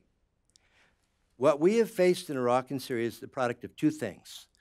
The sectarian anarchy that followed the passage of Saddam, because we didn't have a good plan for what to do once one bad guy was out, and also the civil war in 2011 that launched in Syria. We've got to get rid of those 2 conditions to create the stability for these minorities to be safe. So the first thing is to promote stability and security. Secondly, we really need more development assistance at the right time and at the right speed, the right kind of assistance at the right speed. And, the news this morning in the Washington Post that the administration has proposed a 1/3 cut to USAID is not encouraging, because it shows a lack of understanding that is the reason why there were so many generals that would appear before congressional committees and talk about USAID budget was they realized that well-spent assistance will make it less likely that you'll have to use the military. And particularly at a time when there's chaos and anarchy, to cut development assistance to these places, particularly I'm talking about right now, where the minorities need to go back to, is the worst possible thing you can do. I would say a third thing we need to do, and this addresses some things that have come up this morning. We need massive work on curriculum in these Muslim majority countries, where much of the curriculum, which has been Wahhabi or extremist, which used the hermeneutic, Gabriel, that you talked about, of a particular hermeneutic of the Quran and the tradition that to spawn intolerance, etc. That hermeneutic can be challenged from within the tradition. We have to find out a way to let those who want to make a different interpretation of the Quran and the Hadiths and the tradition to make their case, and to make it to kids as early as 5 and 6 and 10 and 15 and 18 in the schools, so that they hear a different vision of what Islam can believe about the other, about pluralism and things like that. So I want to cut to the chase here in my close, and I'm not going to repeat my central points except to say this. While we document, while we make a safe place for people to land, let's not take our eye off the ball of helping those Christians that remain and give them a chance to stay. Allow pluralism to take root. It will be in our security interest and the international security interest for that to take place. And I recently was part of a project of Notre Dame University and the Religious Freedom Institute that produced a volume that Cambridge University has published within the last couple of months called Under Caesar's Sword. I wrote the chapter on Iraq and Syria. I want to close in 2 ways. I'm going to read you the last sentences I wrote in that article about Iraq and Syria, and then I'm going to add something just for you here in this audience this morning. I ended that article with this. Those of us who, time only will tell if Iraq and Syria can reverse their tragic descent into sectarian violence or lifeless monism. For this foreseeable future, unfortunately, Christians and other minorities in Iraq and Syria cling to a very precarious and uncertain future. This is what I would add for this audience on this morning. Those of us who enjoy the benefits of freedom and who can see clearly a tragedy which is unfolding before our very eyes have no excuse whatsoever for not doing all in our power to make it possible for Christians and other minorities in the Middle East to remain in the land of their birth. We are not helpless. There is much we can do if we but have the will to act. Even small steps in the right direction can change the course of history and the course of these individual people's lives. So, thank you.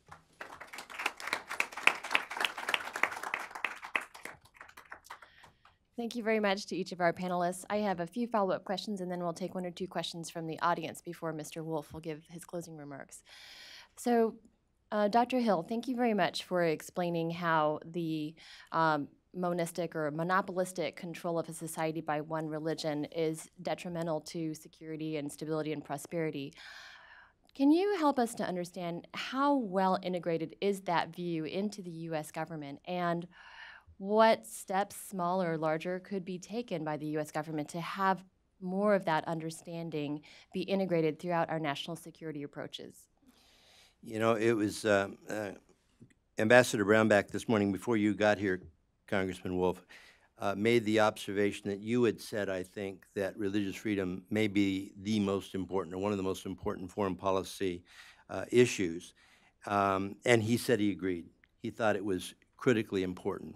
I don't think there is a sense that this is the top priority list in terms of matters like international security, national security at all. It's as if we haven't really grasped the empirical evidence, which says if you really want to find it's not a magic bullet, nothing is simple, but if you really want to find something that can unleash prosperity and health and peace in a society, find a way to promote pluralism, find a way to promote religious freedom. I would say in this context that working with Muslims who want to find a way to interpret their tradition in a way that can live and live with the other, live with people who are non-Muslims, there are many like that. Yesterday I was at the Museum of the Bible. We had our board meeting for the Religious Freedom Institute there, and we had a 2-hour visit first. There's a whole room in the Museum of the Bible which is filled with Bibles that were specifically made by particular groups in history to try to make a particular point. There was one Bible that was used by people who wanted to justify slavery. They had very carefully selected those passages out that emphasized that, you know, you can live with this, it might be okay, etc. And there was about 4 or 5 other examples of this. Now, why, and we look at this today, we say, how could they possibly read the Bible in this way if you look at the whole Bible and the message of the whole Bible? And the truth is, there are two motivations. There are bad people who are going to just look for an excuse, and they'll steal from their tradition and misrepresent. There are also good people who've never heard another interpretation. And we need to work with Muslims who really want to find a way to justify within their religious tradition an alternative, a positive alternative to the extremists, to the Salafi jihadist tradition. And so our government, I think, ought to work with these Muslims. We ought to encourage the pedagogy reforms of the Saudi textbooks. Anything that we can do with textbooks that talks about pluralism will be a step towards creating a world in which minorities are safe. And by the way, one last point, majorities. Religious freedom is important for majorities because majorities who are not free cannot have a debate about reform. They cannot have a debate about how their tradition is being interpreted. So the first thing that would happen if you could have more religious freedom in Muslim majority countries, you would unleash the power of more moderate elements to speak without being accused of blasphemy, being killed by ISIS themselves. Thank you, Dr. Hill. And based on what you said at the beginning, it seems like these ideas could be applied to Myanmar and the Buddhist majority there as well. Chris, I have one question for you. The designation of inclusion and exclusion of certain groups in the genocide designations of various actors, both the countries like the US, the UK, and Canada, and also the Independent International Commission on Investigation of Syria. There's been some difference among these various entities of which groups they would include in the genocide designation, which they would exclude. The Syrian Commission has excluded Christians from their designation. Can you talk about how relevant this is to the eventual process of the justice proceedings that your work is contributing to? How will these designations affect that justice work? Well, I think that there's a small but important difference between the work that we're really engaged in on the ground and a lot of this other very important work on the big questions of whether or not a genocide was committed against the Christians in Iraq and in Syria. And that difference is that CJA in its core is working to demonstrate individual criminal responsibility for individuals. So if one person who is apprehended is a part of that a potential genocidal plan, right, then we put the best case forward against that individual, right? And so the designations that, the incredibly powerful designations that have come out in addressing the issue of the genocide against the Christians have really been for a different purpose in the first instance, right? So we weren't looking at prosecuting individual perpetrators by that evidence, but demonstrating on a preponderance of the evidence, I would assume, that there was a good case to be made that there was a genocide against the Christians. But those designations would not, or even the lack thereof, which I think is a more important part, the lack of a designation wouldn't stop the prosecution of a responsible individual going forward for those crimes. And that's where our focus has been. So that's really what we can speak to. And I think that what we would hope would be the case is that we would have the opportunity in, again, whatever justice mechanism it is that the people most impacted by this criminality choose, that we're able to put forward those cases and we're able to prosecute those individuals for the full range of criminality that they're responsible for, whether it's terrorism-related cases, war crimes, crimes against humanity, and indeed genocide, and that they face the consequences of having a robust evidentiary file be presented against them in open court and have that narrative be presented in a way that is objective and indeed powerful and brings individuals to justice for their crimes. Thank you. Do we have any questions from the audience? Yes, Nathaniel. Nathaniel Hurd from the U.S. Helsinki Commission. Just a few very quick questions for Chris.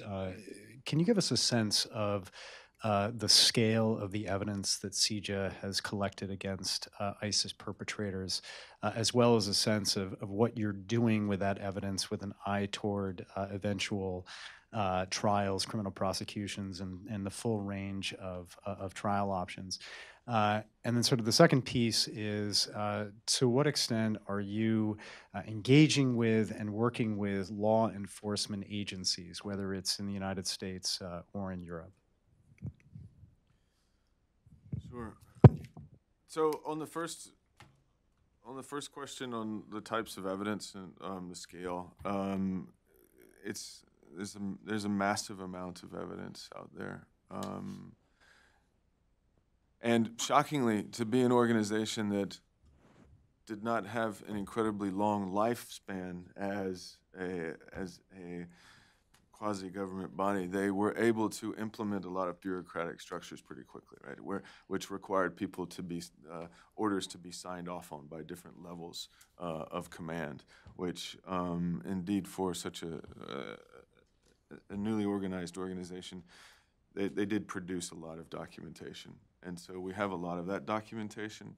All types of documentation that demonstrate criminality, from military orders being signed off by different people in the chain of command, orders that may have originated in Raqqa and then be passed on for military operations across Syria and Iraq, judicial orders, right? Particularly, and that's of particular interest when we're talking about the terrible amount of slavery that took place, in sexual slavery, right? Because you have the orders from these judges who are basically treating these women as if they're just their property. And so you have property decisions based on these women. And then seeing orders when the government would take back property, and that is women, because of a judicial process, to a massive amount of the same terrible videos that have been blasted across social media and then often taken down. One of our pieces of work there is to ensure that that material is secured before it's taken down, so that it can be utilized.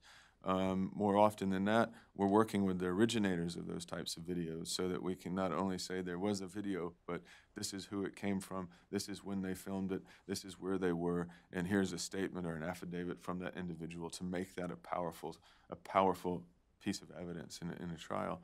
That, along with the statements of victims or insiders or former ISIS fighters, we have a massive amount of that evidence as well. And just as a small aside, but I think it's an important one, one of the things that we have seen often is that there is a problem sometimes in documentation where people are rushing to get material and information from victims and may not really be appreciating the challenging situation they're putting victims in who have been victims of these atrocity crimes, and the need to be quite sensitive to vulnerable witnesses. And so we're very careful to make sure that we do that. But I think a second point is more important, right? And particularly women who were the victims of sexual slavery, they've often been treated only as victims, right? And be asked to tell the story of their victimhood. And I think that misses a very large piece of the puzzle, and that is that these individuals were often, because of their position, they were sitting in homes of the ISIS leadership, right? And they were there every day, watching decisions being made, seeing who was in charge, seeing who gave orders to whom, who left, what that person looked like, what kind of accent did they have? Were they a foreigner? Was that a European that walked in? What orders did he give, right? And that's a powerful position that I don't think is truly respected in some of these women who are able to not only contribute based upon their victimhood, but also to take the power back of knowing who these perpetrators are at a high level of command, and can really play a key role in bringing these individuals to justice, who might not have pulled the trigger themselves, but who were taking key decisions in the atrocities that were being committed by ISIS. Yeah, absolutely. So cooperation with law enforcement, and just in very general terms, that's the reason that we exist. We're existed to fill a gap in time when law enforcement can't be in a space because it's a kinetic space. And since we have the ability to go in and collect that material, it's only as good as its usefulness. And so we work with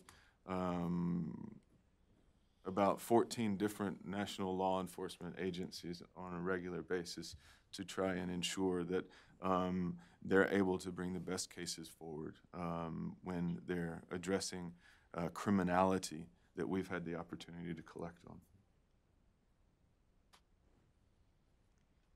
Lauren.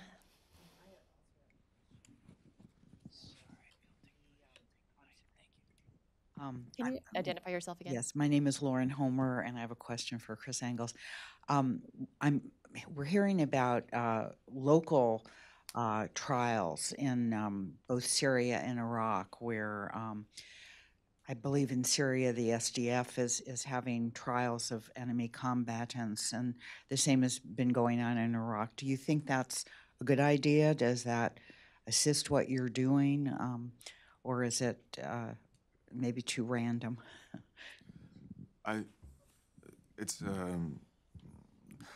the reason that it's a hard question to answer is because there's so many different groups that have very different understandings of what justice is, and I would suggest some are doing what I would consider a better job than others. There are some places, such as in Daraa in the south of Syria, where they're really working hard to have judicial panels made up of both those from Islamic Sharia background and traditional professional legal educations. And they're trying to keep that hybrid in place in order to ensure the best possible justice takes place. And so we've been working with and understand a lot of those justice actors who were trying their best, giving complete lack of resources, given the fact that they're working in bombed-out buildings often, right? The time, that the detention facilities, hopefully have power 2 hours a day, right? And given that the terrible situation they're in, they're still trying to provide justice to their local populations. And so while it's not perfect, one wouldn't expect it to be, I think, given the situation on the ground. There are certain elements of the local communities that are really working hard to do as much as they can in order to demonstrate the fairness of the system, because they believe, like I think a lot of us here do, that if you can demonstrate the fairness of the system, then it's more longer likely to be acceptable by everyone from all sides. Of course, there are others where there are these stories that have been reported on where there's been really fast trials and with very little evidence, and they've resulted in the death penalty. So I don't mean to say that it's working well across Syria and Iraq, but there are these bright stars, I would say, of hope, where they're trying to do the best that they can with basically no resources whatsoever. Thank you. I'm going to introduce Mr. Wolf now. I think it's very appropriate that we end with comments from Mr. Frank Wolf, who was recognized as the conscience of the U.S. Congress. He served 17 terms and left the Congress to exclusively focus on human rights. Mr. Wolf was the author of the International Religious Freedom Act, which created the position that Ambassador Brownback now holds. And it also created the independent U.S. Commission on International Religious Freedom. Mr. Wolf also authored the legislation that created the U.S. Department's advocate for religious minorities in the Near East and South Central Asia. Long before the Arab Spring turned into an Arab winter, Mr. Wolf sounded the alarm about the worsening plight of religious minorities. In addition to being the driving force behind the National Commission on Terrorism, Mr. Wolf founded and served as co-chairman of the Tom Lantos Human Rights Commission, a bipartisan organization made up of nearly 200 members of Congress. His work in conflict-ridden areas around the world is chronicled in his 2011 memoir, Prisoner of Conscience. Mr. Wolf now serves as Distinguished Senior Fellow of the 21st Century Wilberforce Initiative, and he will close out our event with some remarks. Thank you, Mr. Wolf.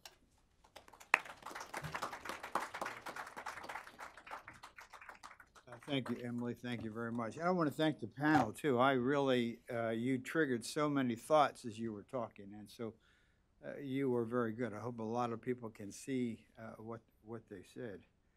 I want to begin by thanking Heritage Foundation for hosting this event. This is very important, and also the continued advocacy of all of you. I know many of you have been involved in this issue, and I want to thank all of you. The continued advocacy on behalf of those who have suffered is so important, and I think the fact that you're having this conference, I hope it will be available to members of Congress and others who are kind of focusing on what do we do to kind of save the community currently in Iraq. I'm also grateful to Ambassador Brownback, who was able to join you today.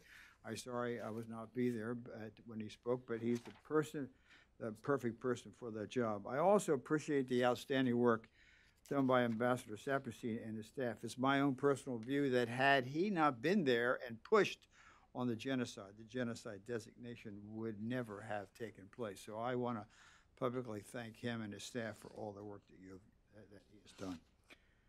Many of you know the words of the song, The Boxer, that Simon and Garfunkel sang. It says, man hears what he wants to hear, but he disregards the rest. There are the cries of the persecuted in Iraq that many in the West have long refused to hear. The task is urgent, and what remains to be seen is whether and how individuals and governments will rise to the occasion for such a time like this. This reality hit home during trips that I took to northern Iraq in 2015 and again this past August. On my most recent trip, we visited Bartella, Karakush, Duhok, Erbil, Mosul, Nimrod, Mount Sinjar, and Sinjar City. We went with the aim of reporting on the plight of Iraqi Christians and other religious minorities, notably the Yazidis, who have suffered so much, thousands of whom were forcibly displaced during the Islamic State's murderous march across Iraq. The summer of 2014 was marked by the swift and largely unanticipated spreading of ISIS. In a matter of days, the Iraqi cities of Mosul and Tikrit fell. Unspeakable brutality followed. A caliphate was declared, as Professor Destro, a genocide. We have seen Christians were told to leave, and I talked to ones who said they were told to leave, and to say pay, they could not afford what they were asked to pay or die. Yazidi men were killed. Yazidi women and children were bought and sold and raped and tortured. I talked to a young Yazidi woman named Bazi. She came and told me the man who held her and enslaved her was an American. His name was Abdullah Ameriki. She said he used to show her on his cell phone pictures of his wife and his children back in the United States. Over 3,000 Yazidi women are still missing at this day. We heard reports that some were even sold and taken out of the country and taken into other countries that I never hear any stories about. Many of you probably saw the New York Times story last week about the difficulties the Yazidi women and girls who've been rescued are having as they attempt to assimilate back in everyday life in Canada. On our last trip in August, we met with one particular woman, and just what he was just talking about, one particular woman, a Christian woman, who had been sold by ISIS 20 times. She knew every person. She knew every detail. She went from this man, to this event, to this event. And I think what Chris said, I mean, she knew who they were. She would say one was from this country, one was from that country. And so I think what Chris said and how you treat those women is very, very important. I'm kind of surprised that we have not done more to counsel and set up a formal program to counsel the Yazidi women and help them to rehabilitate back into their own country, which may be very well difficult, but also to help them as they go to other places. A phrase not often heard outside the Middle East is first the Saudi people and then the Sunni people. The Jewish community in Iraq numbered 150,000 in 1948. Now there are fewer. When I was there on the first trip in 2015, I said, how many Jewish people are left? And a man said, officially maybe 10 individuals, but maybe it's down to 4. Keep in mind, in 2003, the Iraqi Christian population was 1.5 million. Today, I don't know the figure, roughly 250,000 remains. Some say a little higher, some say a little lower. Some fled to neighboring countries, including Syria, fled to Syria, only to uproot it once again in the current bloody conflict. Others emigrated to the West. 2 years ago, a group in England, Aid to the Church in Need, said that Christianity will disappear from Iraq in 5 years unless there is help from the international community. In other words, in a few years, no Christians will be left in the cradle of Christendom. And as Kent was saying, I mean, I could go on. My first trip there when the war broke out, I went to Nasiriyah. And the administration wouldn't let me go. I slipped in, I got up, I showed my card to the Marine. He put me in. He said, "You know where you are?" I said, "Nasiriyah." He said, "No, this is Ur." He took me to the site of Abraham's village. Another time I went there, they kept talking about the tomb, the tomb. It was Nehemiah's tomb, Nahum's tomb that they took me to. When we were in Mosul, they said right over there, Jonah's tomb was blown up. Ezekiel's buried there, Daniel's buried there. So the rich history of Christianity and other faiths in that country is unbelievable. To a person on both trips, everyone we talked to, every Christian and Yazidi we met with in Iraq expressed at that time a pervasive sense of abandonment. They really felt that they had been abandoned by the West. These courageous men and women of faith could not understand why the burning of churches, the forced conversion, the enslavement of women, the emergence of a caliphate in the cradle of Christendom was not being met with urgency and action by the West. One story that has stuck with me over and over that I will tell you about. After the Islamic State seized Mosul, one Christian husband, and we spent time with him. He was living in a one room in an old school. He told us that he attempted to take his wife of 28 years to Mosul so she could continue to receive treatment for breast cancer. I've had more cancer in my family. My mom died of cancer. I have had cancer of my mom's 10 brothers and sisters. 8 have died of cancer. The guy said, when we arrived at the hospital, they were met by an ISIS guard who refused to allow them to enter because they were Christian.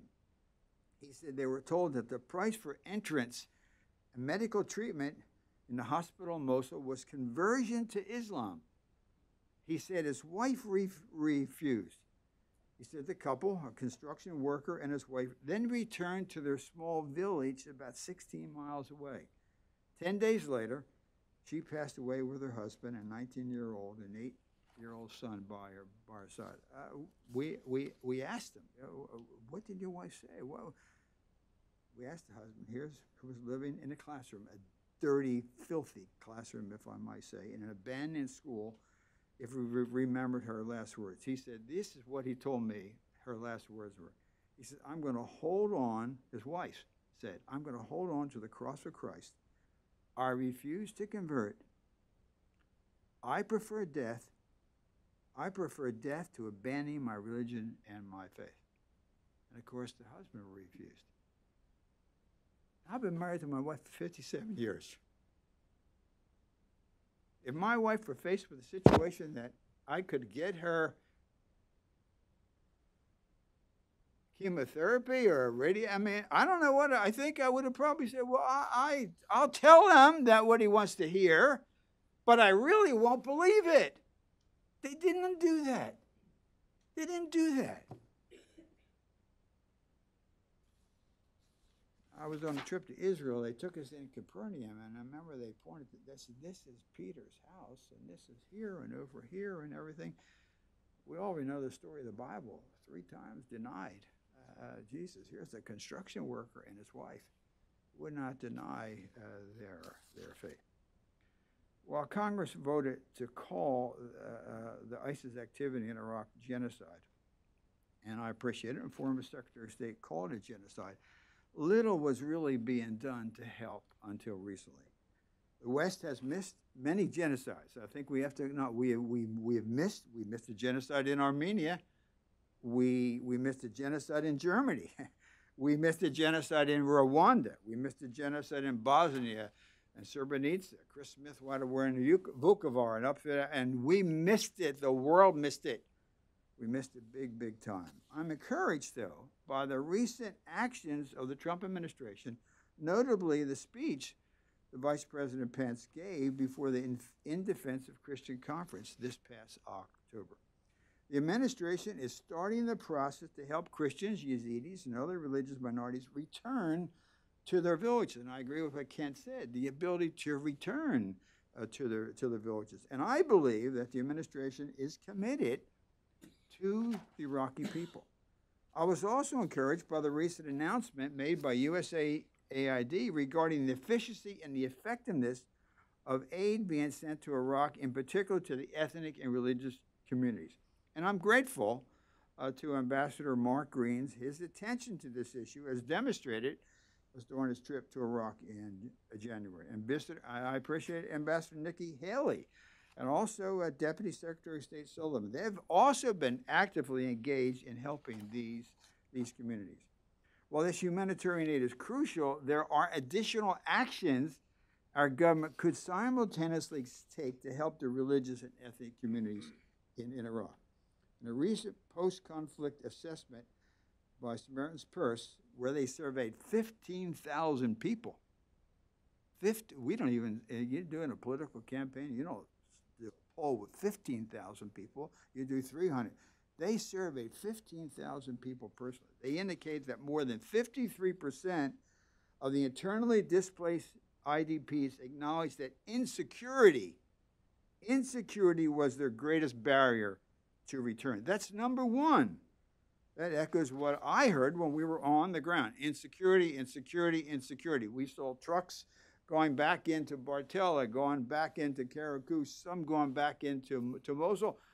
But when you stopped in that, security was their number one issue. And even though many IDPs are already returning out of necessity, security is upmost in their mind. And I believe one way the U.S. could assist with security is to help train local police forces. By utilizing local police forces rather than militia or military protection, the returnees' comfort would be raised, which will enable them to rebuild their communities. They need to be able to trust those who are protecting them. And you get into, I don't want to put more militia in, but to train the police forces. We like the police force in Fairfax County. It protects us. You like the police force in the District of Columbia. So to train the police department, I think is very, very important. Secondly, in the survey was housing. I saw housing destroyed. You would hear that this house was there and ISIS was using it as for snipers, and therefore our coalition was bringing in air strikes. Housing is really, really important. We saw many, many homes that were destroyed and damaged, both by sometimes the coalition forces, some by ISIS. We saw the destruction that ISIS did in monasteries and in churches. And so I think housing is really very, very important. And the Samaritan's Purse study showed that you could probably, most were all under $10,000. Some were like $5,000. Some were $3,000. But keep in mind, these are people that have been living in trailers with a kerosene heater, and they don't really have a lot of money. Number three in the survey was jobs and income, and I think maybe AID and maybe the Department of Commerce could have a trade mission or find out something. These are highly skilled, highly educated people. What jobs could they do? And Congressman Smith's bill, H.R. 390, talks about some of these: humanitarian stabilization, recovery needs, shelter, housing. And so I think Chairman Smith's bill really provides that opportunity for AID to do these things. But I think you got to deal with the housing issue in addition to the security. And I think you also have to do, what do you do with regard to economic opportunities? Another grave concern is the ambition of Iran. It has been reported, and I have seen evidence with my own eyes. We went through Hashtashabi checkpoints. I couldn't believe it. I mean, I didn't honestly know what the Hashtashabi was before I went this last time. I just didn't know. I didn't read much about it in the Washington Post or the New York Times, and maybe I missed the stories. But we went through checkpoint after checkpoint when there were Iranian flags. And so the Iranian militia is all over the place. The Iranians are attempting to develop a land corridor stretching from Iran through Iraq Syria to a port on the Mediterranean. Literally, you'll be able to rent a van in Tehran, get your coffee and donuts, put it up on the windshield, and start traveling with missiles and guns and everything else, drive straight through Iraq, straight through Syria, and go to a warm water port.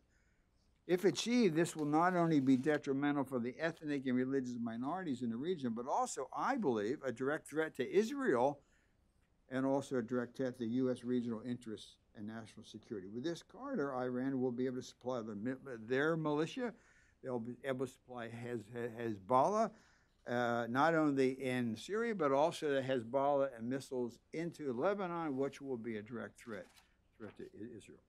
In addition, this development, I believe, will fuel the Sunni-Shia rivalry between Iran and Saudi Arabia, incite further sectarian violence. In a post-ISIS Iraq where power vacuums will exist, I think this has to be addressed in order to prevent additional crisis. I personally believe, and I'm not a military expert, but you need a base, a NATO base up in the Erbil area whereby NATO forces are training, because that also, when they see, I once was in Macedonia. I talked to a British general. I said, what do we have to do? He said, we just need one American soldier out in front, because if they see an American soldier, they just feel comfortable. We need a NATO base as a training base somewhere up in that region. And when the people of Erbil and up in that region see an American plane fly by, the comfort level that they feel. So I'm not talking about a major, sending the forces, but a NATO training base in that region would be very, very helpful. Our FBI should be interviewing survivors of the genocide to gather data. I think, as Chris was saying, when I testified before Chairman Smith's hearing a while back, the Yazidi woman who sat alongside me said the person that abused her on TV, she saw on TV living in a UN refugee camp, perhaps maybe even funded by the United States government. This is unacceptable, and you really kind of need to do more and do justice. Unless we do the right thing, we will see, I think, individuals that were part of ISIS living in the U.S. and other Western nations, much like we did see individuals who had participated in genocide in Rwanda, Bosnia. You still see, you pick up there's a engineer up in North Jersey who was with this, or a guy from Rwanda. They all sneak in. You'll even see sometimes somebody that worked for the Nazis that was working in a plant somewhere. They are coming in, and many of the European nations are not really tracking it down. If you saw the one, the interview, I think it was in the New York Times last week or the week before, they interviewed this guy. He had worked his way back in. 3 years ago, there were 240 Americans who had gone to fight with ISIS. 240 Americans 3 years ago. That was before they really took off, who had gone to fight with ISIS. Where are they now? Is the FBI going through? We went in a couple of the tunnels. Are the FBI going through the tunnels? Are they dusting? Are they checking? Are they talking to all the people? Where are they? Where is Abdullah Amiraki today? Also, while in Sinjar City, I saw a mass Yazidi grave marked by a mere rope. It was just almost embarrassing. These were bones sticking out. Yazidi families in Sinjar City, and most Yazidis are living high up on Sinjar Mountain. There's just a little rope, and it was falling down. Who is taking care of? Who is doing, investigation to identify the remains? I believe there must be additional efforts to ensure, and as Chris, they seem to acknowledge, that evidence is preserved. And again, H.R. 390, introduced by Chris Smith. I would hate to see a Congress that Chris Smith didn't serve in. I mean, sometimes he was the only one. I mean, I think Chris's bill deals with some of this, and that's why it's important that this bill be passed quickly and signed into law. My hope for this conference is that Christians, Yazidis, and other religious minorities in Iraq will no longer suffer alone. And I will end with just one final comment. In the 18th century, British parliamentarian William Wilberforce, who I followed, I love to read about Wilberforce, told this to his fellow countrymen about the evils of the slave trade. He said, quote, "You may choose to look the other way, but you can never say again that you did not know." End of quote. We in the West can never again say we did not know what was taking place and had taken place in Iraq. So it's important that we really do something to help to gather the evidence, bring about justice, provide the security, help with the housing, help with some opportunity. I believe that you're going to find many of these people want to return back. I talked to one man, and I think on my first trip when I went through in 2015, we went through refugee camps outside of the Hook, and he said, you know, I don't want to come to the United States. He said, I have a lot of daughters, and you have a lot of pornography over there. He said, I don't want to come. That kind of surprised me. Then I had another man, do you realize the rich history that we have? So I think, as you said, many of these people that we talk to want to stay, and as Ken Hill said, it's important that we help them stay. And I believe that many that are now in these places, these rooms, if you will, in Lebanon, and I'm grateful to the Lebanese government and Lebanon because Lebanon has carried a tremendous burden. I think many of them people will return, and many will go back to Iraq, and many will, if you ever bring peace, will go back to Syria because they love their country and they want to stay. Closing, I thank Heritage for having this conference very much. Thank you.